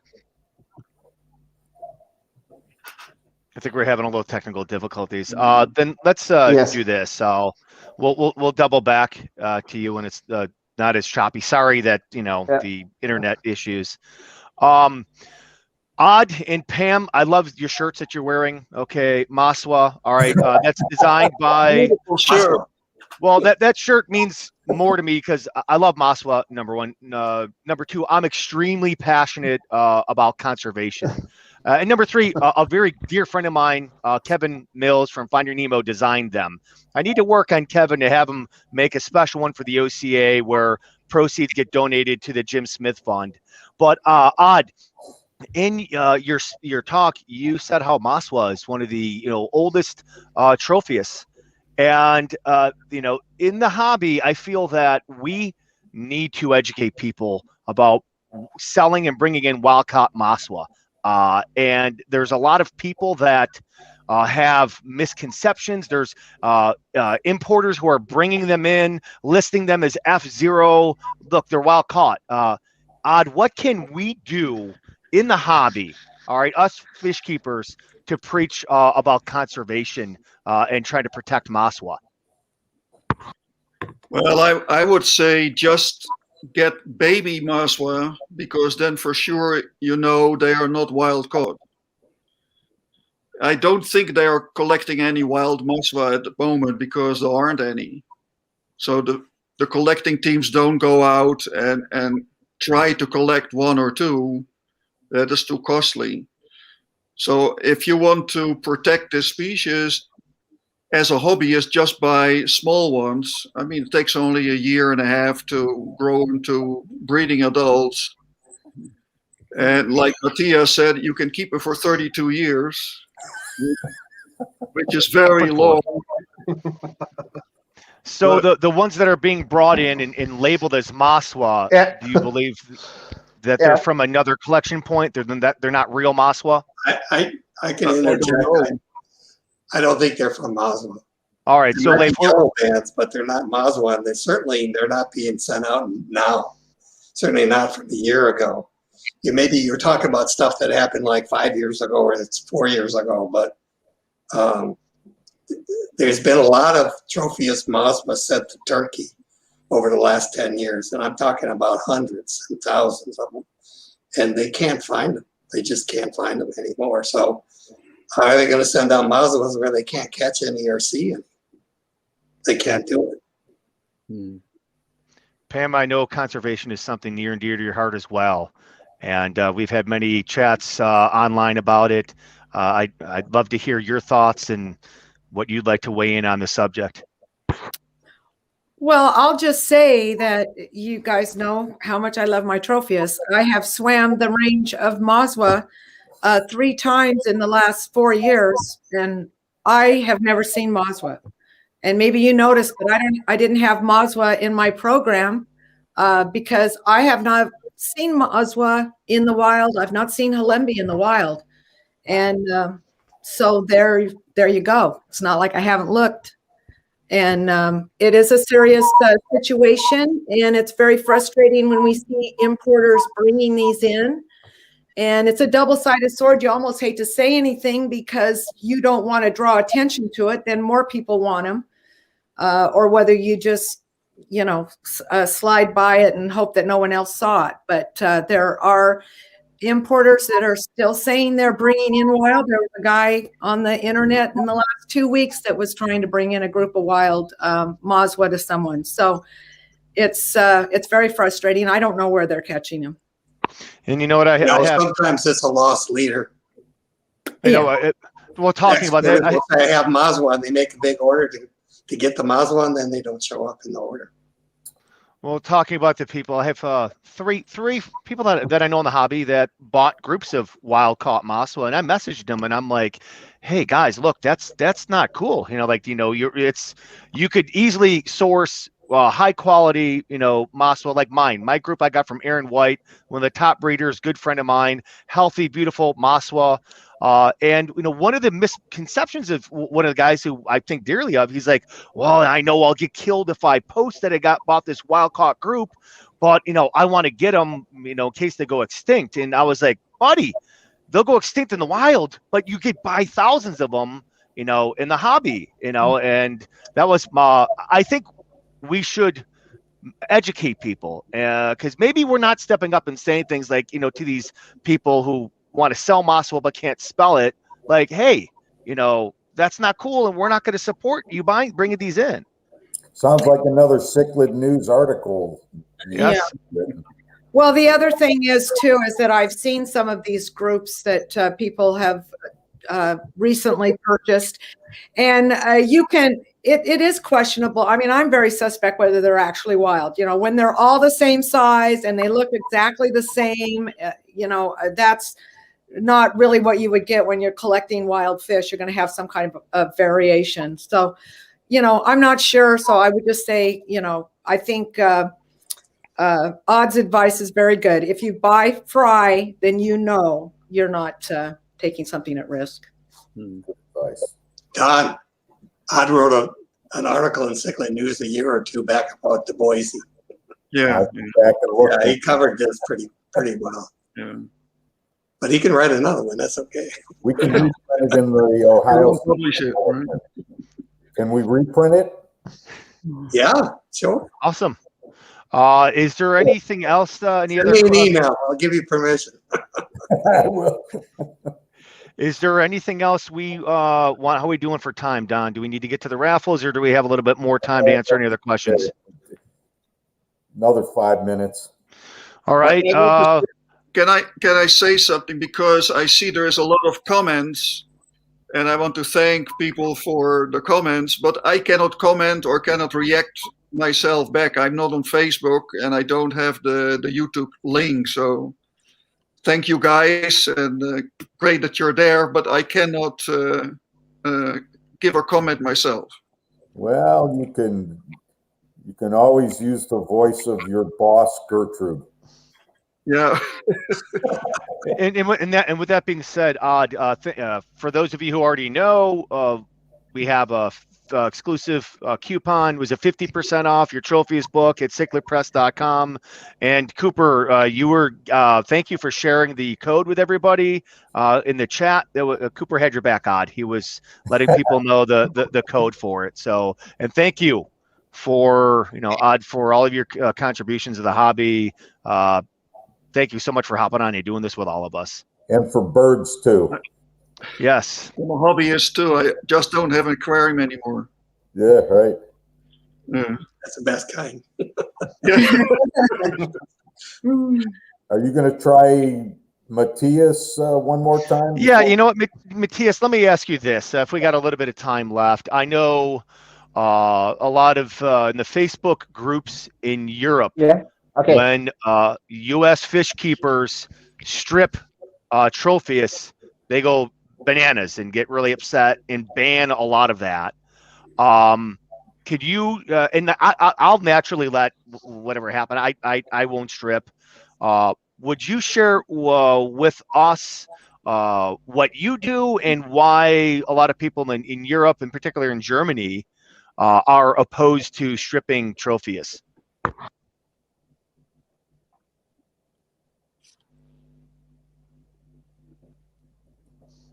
Yes, we have here some very nice dealers.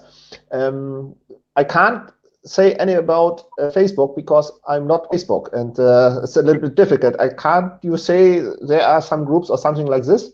I don't know. And here are a lot of nice guys who makes Tropheus, and I know they, but I can't. Can't you say are they on Facebook or something like this? I don't know. Yeah. Do you strip or do you let? Oh, all right, Pam. You want to go ahead, Pam? Well, I was just going to comment about the whole stripping and or letting your fish hold. And I think that for me, the goal is to have a cohesive group that is going to spawn in the tank, and then I can decide if there's too many, and I can take them out, or I can leave them in the tank. But it's really grouped. It seems to be very group dependent. You know, some groups, you know, I've had for years and years and years, and you can't get any fry to raise up in the tank.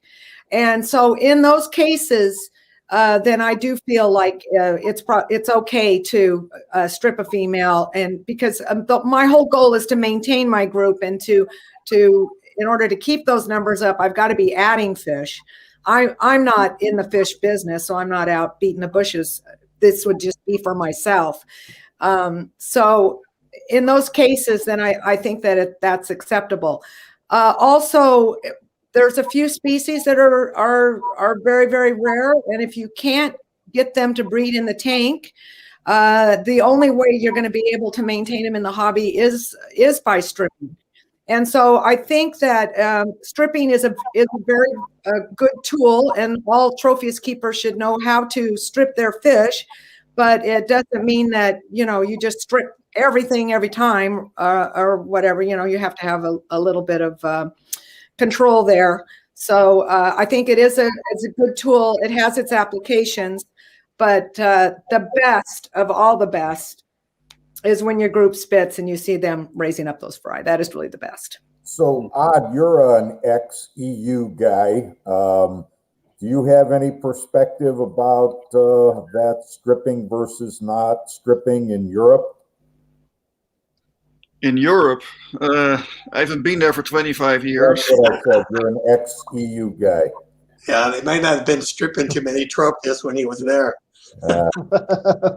Yeah, I think it is just a personal opinion. If you want to keep it natural, then you leave them with the adults. But if you, as Laif, want to breed them and sell the babies, you're going to strip them, because the result is you get a lot more babies that way. Yeah, we get way more by stripping them than leaving them in the bag. I don't think it has any deteriorating effect on the female, because the sooner you release her from her babies, she has more time to fatten up again. Good perspective. Yeah, that's right. I agree. I mean, I'll add just a little bit. I mean, for me personally, my view of keeping Tropheus, I do it because it's a hobby and I love the fish, but I also want to get that fish in other people's hands. I mean, wild Tropheus, they're not the easiest to keep, and some of the groups I have are not the easiest to get, and so I strip all mine. But what I do is I go through each group at one time, and I actually use a toothpick to peek into the female's mouth. I will not take out eggs unless I see a fully formed tail and head. So usually that's probably 15 days. I don't like tumbling. I refuse to tumble. If I strip a female, I want those fry to be swimming. I've heard some say that it'll affect the offspring, their breeding, once they get adulthood. I haven't seen that. I have probably about 8-9 months ago, I sold some. I shipped some golden Kazumba. They've spawned 4 times. The first 4 females are holding, and all 4 are still holding. And those are their first holds at 3 inches. Now that's only one time, but for me, I strip, and I agree with what Odd said. You do definitely get higher numbers for sure. Hey, we got. Let me add something to that. Cooper's right. When we strip all the mouth brooders here, whether they're Tropheus or Malawi fish, we look in their mouth, take a little peek in their mouth, and if they're eggs, we throw the female back in the water. So we have 3 classes. We have full term, halfway developed, and eggs. If they're eggs, we put them back in the water. If they're halfway developed, we put them in a basket in an aquarium. If they're full terms, we take them out and shake them out and put them in another vat. That way, the females sort of are not going to spit them out right away. They sort of learn how to hang on to them and stuff, especially the young females that might spit in a net. And also, it seems like it's better for us as laborers, because tumbling eggs and fooling around with all that stuff and the fungals is a mess. Forget about it. You throw them back in the water, you go back 2 weeks later, you get them out. Yeah. I got 2 questions that came in that are probably relevant, and to get input on. One of them is for Mathias. What types of mbuna do you keep with Tropheus to curb aggression? Lombardoi. Lombardoi, obviously. That's what he had. It's different. If you, it's different. We keep Malawi peacocks with Tropheus. They do very well like that. It's different. But what kind of Tropheus is they are really, if they are aggressive, really aggressive, for example, the yellow cheeks or something like this, I take a bigger mbuna, the Labeo Tropheus fulleborni, or maybe a fine silvery. And if they're a little bit not so aggressive, for example, Pulungu or Casacalabe maybe, that can you take a little bit smaller mbunas, for example, the Carolius yellow or something like this. It's just different. If the species of Tropheus is really aggressive, I take a little bit bigger mbuna, a little bit also aggressive, more aggressive mbuna. And if the Tropheus a little bit not so really aggressive, take others. It's different. Every species is different. I can't say it exactly. I take one, I try it, and in case of the mbuna is too aggressive, the Tropheus will don't breed again, because they get too much stress with the mbuna. And if the balance is correct, both are big fries. It's a little bit you have to try with every group. Thank you. That's helpful. Mathias, I have a question for you about those purierte birnen. How do you do those pairs? Yeah.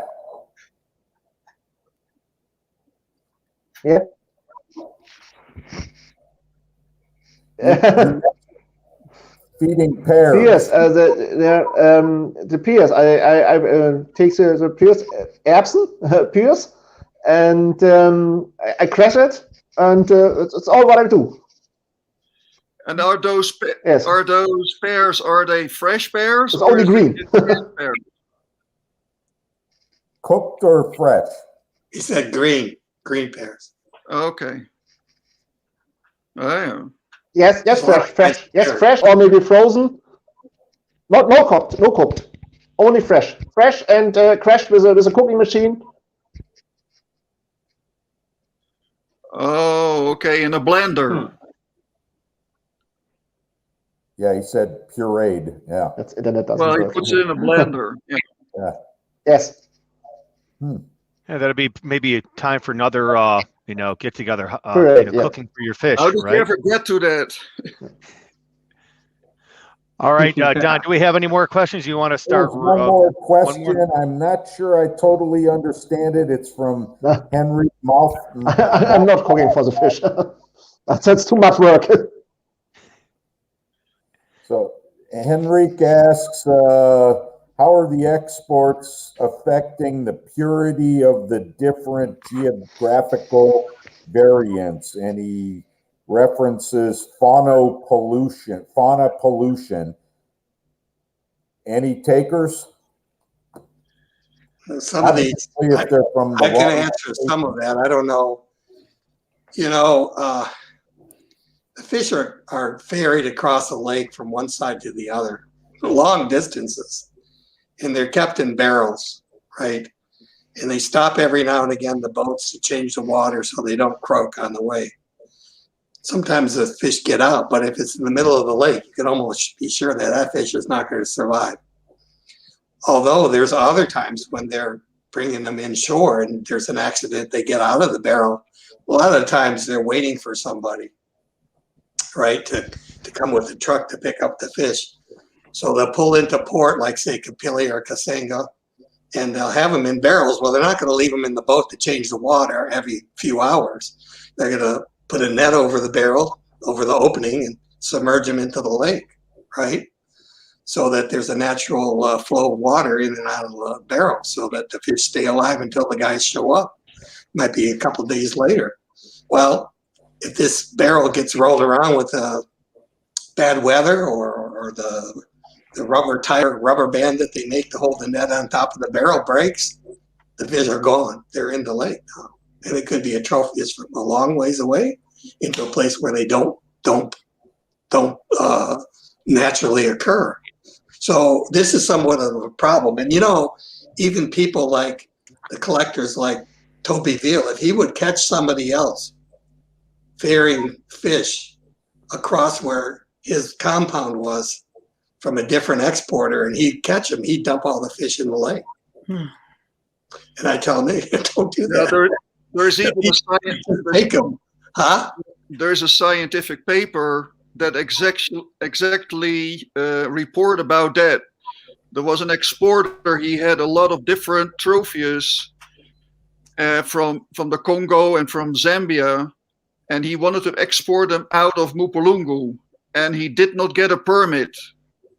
So they had to be brought back, but they just dumped them, all of them, in front of the fishery station in the lake. And they have, it's about 15 years ago, they have been following it up every 6 years. They check how many hybridizations have taken place between the Tropheus mori and the Tropheus red.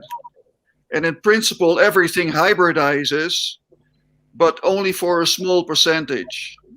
What I remember is that the red is for 70% separated, but there is still 30% hybridization between the regular Tropheus mori and the Tropheus red.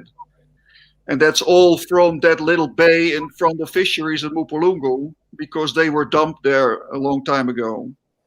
Right, and the population of the naturally occurring Tropheus there is not high, so it would be a bigger contaminant. Also, what you said about Kipili, there is indeed a Tropheus red, and there's also the Kaiser mori is also at Kipili in front of the Lakeshore Lodge. Mm-hmm.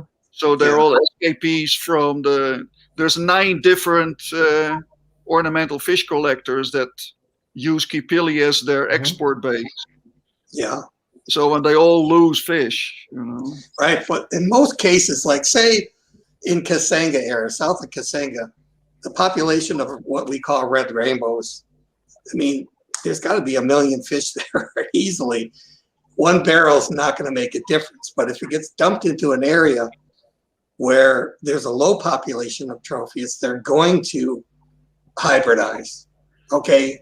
And man's messing things up all over the world in a lot of natural environments, intentionally and not intentionally. So when you get men in the works, it's not going to be like when there was no men on the lake. It's just not going to be. Mm-hmm. The problem is that, okay, what can we say about the actual specific strains there are in different areas of the lakes? Normally, in my experience, when some fish hybridize, you start off with a very small, say 1% of the wrong fish, and you got 99% of the correct fish. Then those 1% have hybrids that are 50% of each fish, and then they breed again with the main population and be 1/4 of each fish. So eventually, through the generations, if there's enough of the fish that actually exists in that location, population-wise, it gets diluted out. Is the fish exactly the same as if that fish never showed up? Well, no, but can you tell the difference? I don't think so. It just depends on the situation. I mean, it really does. And like I said, in Capilla, you can tell. You can see it. Yeah. Because there's no Tropheus there, right?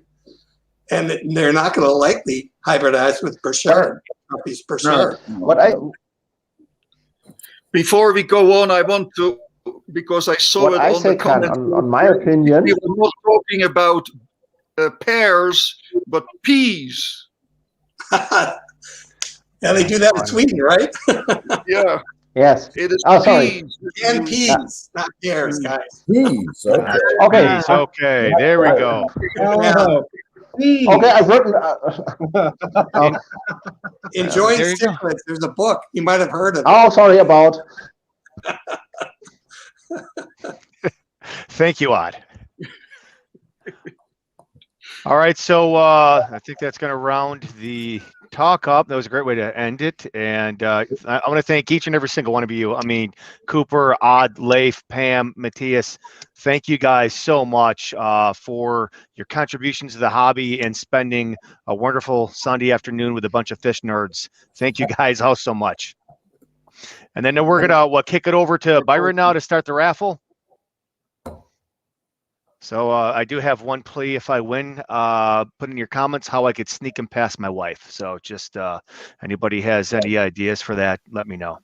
All right. Yes, we've got the raffle stuff headed up here. So do we want to do the giveaways first, the free stuff, and then do the big prizes at the end?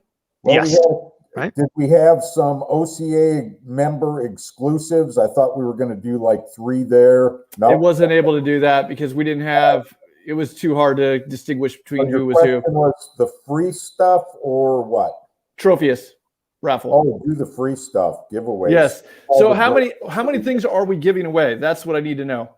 And how many are going is it 11? And how many are going to Canada and how many are going to the US? 1 is going to Canada. I've got the sheet. I sent it out. I can open it up in a minute here. Okay, I'll share my screen. And just so everybody understands, we had to do it this way because it was a free event, so nobody paid for it, so there wasn't any registration. So bear with us. We just want to get some free stuff away and make sure that everybody put their names in, gets a chance to win. So do you want me to call off the first item? Yeah, let's do the Canadian one last because that is going to be the easiest to put on there because I got to distinguish between US and Canada. So I'm going to real quick cut out the Canadian names. So I'm assuming Gary Mendez is ready. He was going to take notes. I have that. Okay, that'd be great. Yeah, I hope he is. Hopefully someone is ready. He told me. Do we have any collateral slides that we could show for our sponsors of what we're doing? I know you made them for Facebook. I already did for the sponsors, but I'm going to show it again at the end. Okay. Awesome. Okay, so we ready? The first item is Cobalt Aquatics. Many thanks to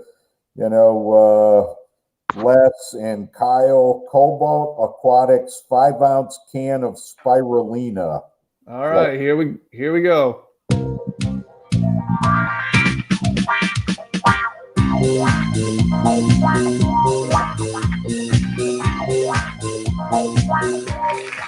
Justin Stone. Congrats, Justin. Awesome. All right, you can only win once, so we're going to remove you. Hey, Byron, we wanted the winners to send an email to the Ohio Cichlid Association. I was going to say, real easy way to do this is on our YouTube channel. You can send us a direct message, or on our Facebook. If you're watching on the OCA page, just send us a message there and send your address, your full name and address, so that way we can send it to you. That'll be the easiest way to get that information. All right, the next item is another can of Cobalt Aquatics, 5-ounce can of spirulina flakes. All right, here we go. Awesome.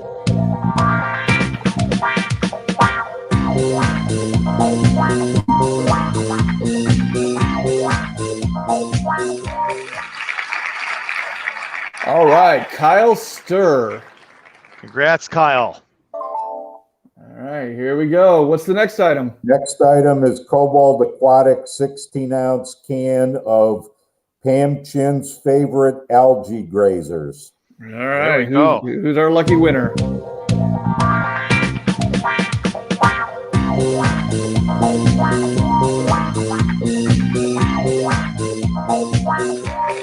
All right, Phil, congrats.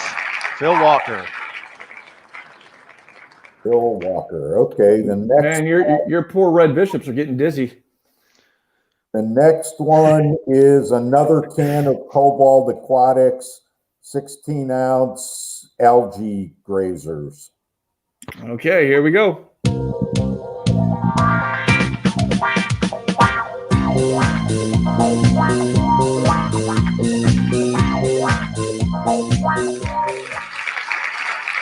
Patrick Stevenson. We're right by Don Gray there. I know. I get excited for Don, but congrats, Patrick. All right, the next item is a Cobalt Aquatics large aqua mat, which soaks up lots of water if it happens to spill. Nice. All right, here we go.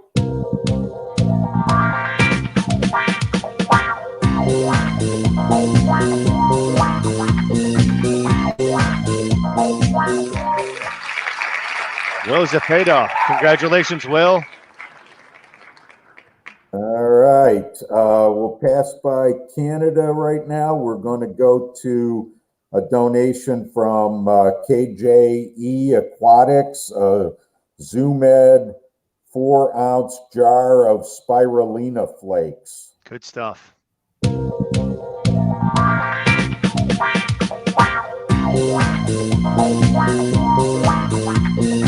Wow, look.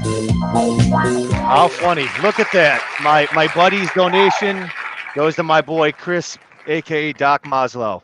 Good job, Chris. All right. And we've got another donation from KJE Aquatics, a 250-gram bag of North Fin veggie formula.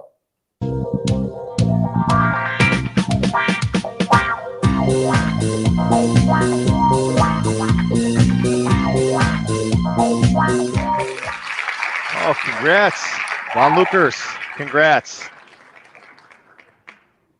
Okay, the next is a half-pound of Cunningham Cichlid spirulina flakes. Thanks, Josh Cunningham.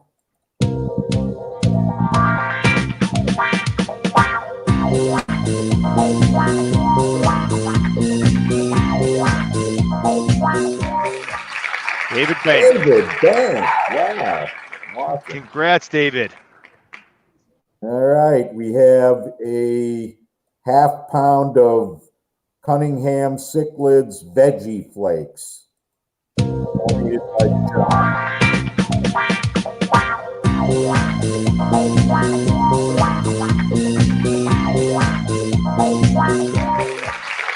Wally Kearns. Wally, congratulations, Wally. Okay, and the last U.S. Donation is from Jim Lako and his Rift Lake Aquatics, a North Fin veggie formula, 2mm pellets, 250 grams.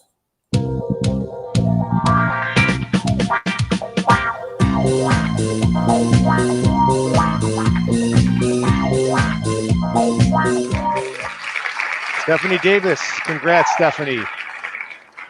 Cool. Congratulations. And thanks to Jim Lako. The last one is for Canada.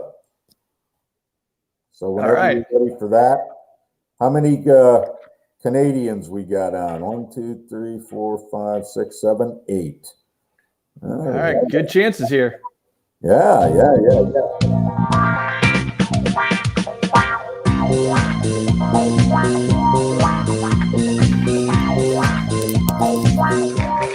Congrats, Lewis. All right. Well, that's all for the donations. Thanks to all the folks that donated: Josh Cunningham's, Cobalt Aquatics, Jim Lako, and Rift Lake Aquatics. So thank you Thank much. you. All right. So, Oh, and KJE. Yes, Keith Kanalowski. Thank you, Keith. so we got the big raffles coming up, 3 of them, and there are a ton of names. So here's how it worked, everyone who's watching. Every time you put a raffle bid in, your name got entered. So your name could be in there 20 times. It could be in there 5 times. It all depends on how much money you put in there. It could be 1 time. So your name will be on there multiple times on the wheel per how many times you basically donated for the raffle. So I'm going to copy and paste the list. And who's keeping track of the 3 names? this is for the first one's for the Tropheus Golden Kazaba. My question is, who's going to write down the names of the winners? I know they won't let us forget if they won. It'll be forever recorded too. Like So JJ's got a piece. I got it. okay, here we Beautiful go. golden kazumbas. Those are awesome, man. Woo! Look at that. Oh, look, you got Dr. Mendez on there. Wow, a lot of people got crazy on this one. That's awesome. I think they Wow. all got crazy on all of them. So That's awesome. it's we're gonna go full screen here with this, and woo! All right, are we ready for this? Yeah. Yes, Yeah. we are. Look, I tell you one thing. All Looking at this, Chad Underwood wasn't playing around. Look at that. Good for you guys. I know he's got like a fourth of the circle. Let's see if he wins. And thank you all, because this is going to the Jim Smith Fund. Thank you.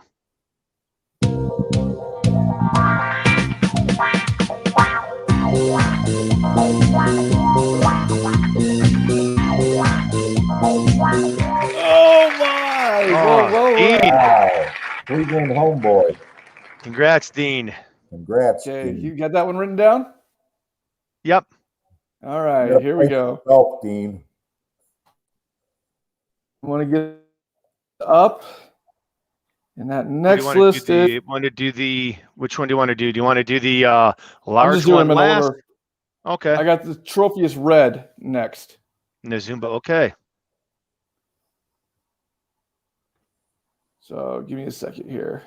And those are my favorite out of what was offered. I mean, they're all beautiful. Again, thank you, Cooper, for donating these, and these are awesome.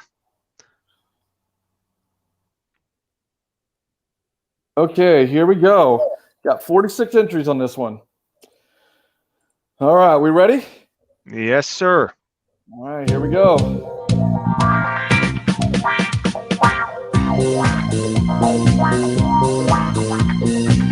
Oh, yes! Oh my. Don Lord. Gray. Congrats, Don. Good for you, my friend. It's Donald Gray. Oh, Donald Gray. Donald Gray. The formal one today. Donald Gray. Okay, we're on to the last one. And that one is the Upalungo, right? Yeah. the Oopalungas? What? Better be.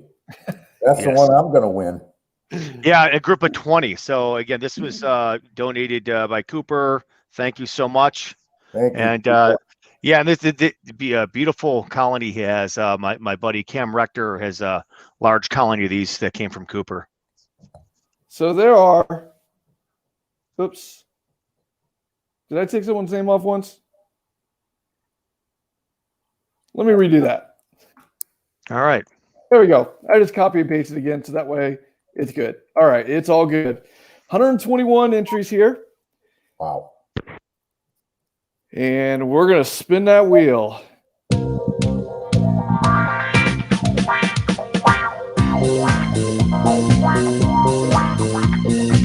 Look at that. John Palos. Congratulations, John. Stumped again. All right, here we go.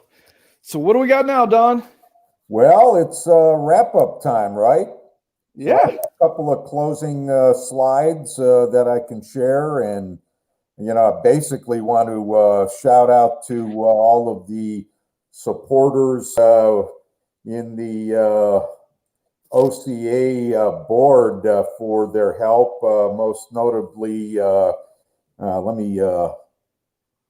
I am sharing, but I wanted to say thanks to the OCA board that participated. Byron, great job again. JJ, thanks so much for your help. Gary Mendez behind the scenes running another awesome rare fish raffle. Lou Carbone for doing everything that nobody else wanted to do. And anybody I'm forgetting, which certainly I am, but thanks to the OCA board for making it happen. Wanted to say thank you to everybody who attended. This is a new high water mark, so to speak, for the OCA and online participation. I believe we had 255 attendees at the max level and consistently 200 or more throughout the whole show. So great turnout. Thank you. Thanks for all your support to the Jim Smith Fund via the raffles, via the donations directly to the JSF Fund.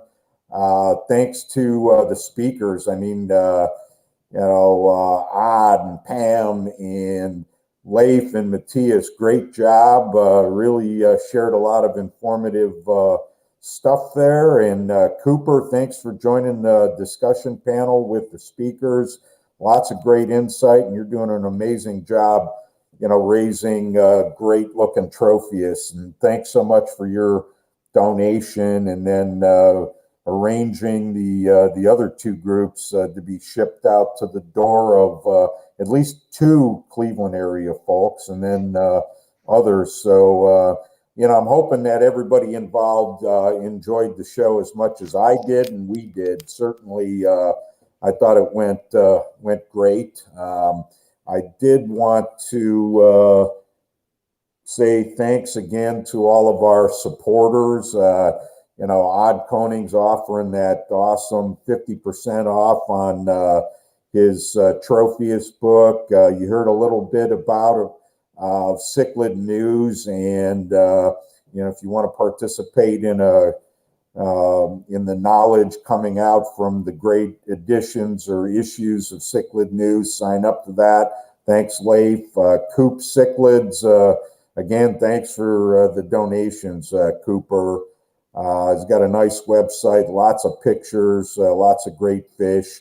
Thanks to Josh Cunningham and Cunningham Cichlids, Keith Kalinowski up at KJE Aquatics in Scotia, New York, Jim Lako for his support from Rift Lake Aquatics.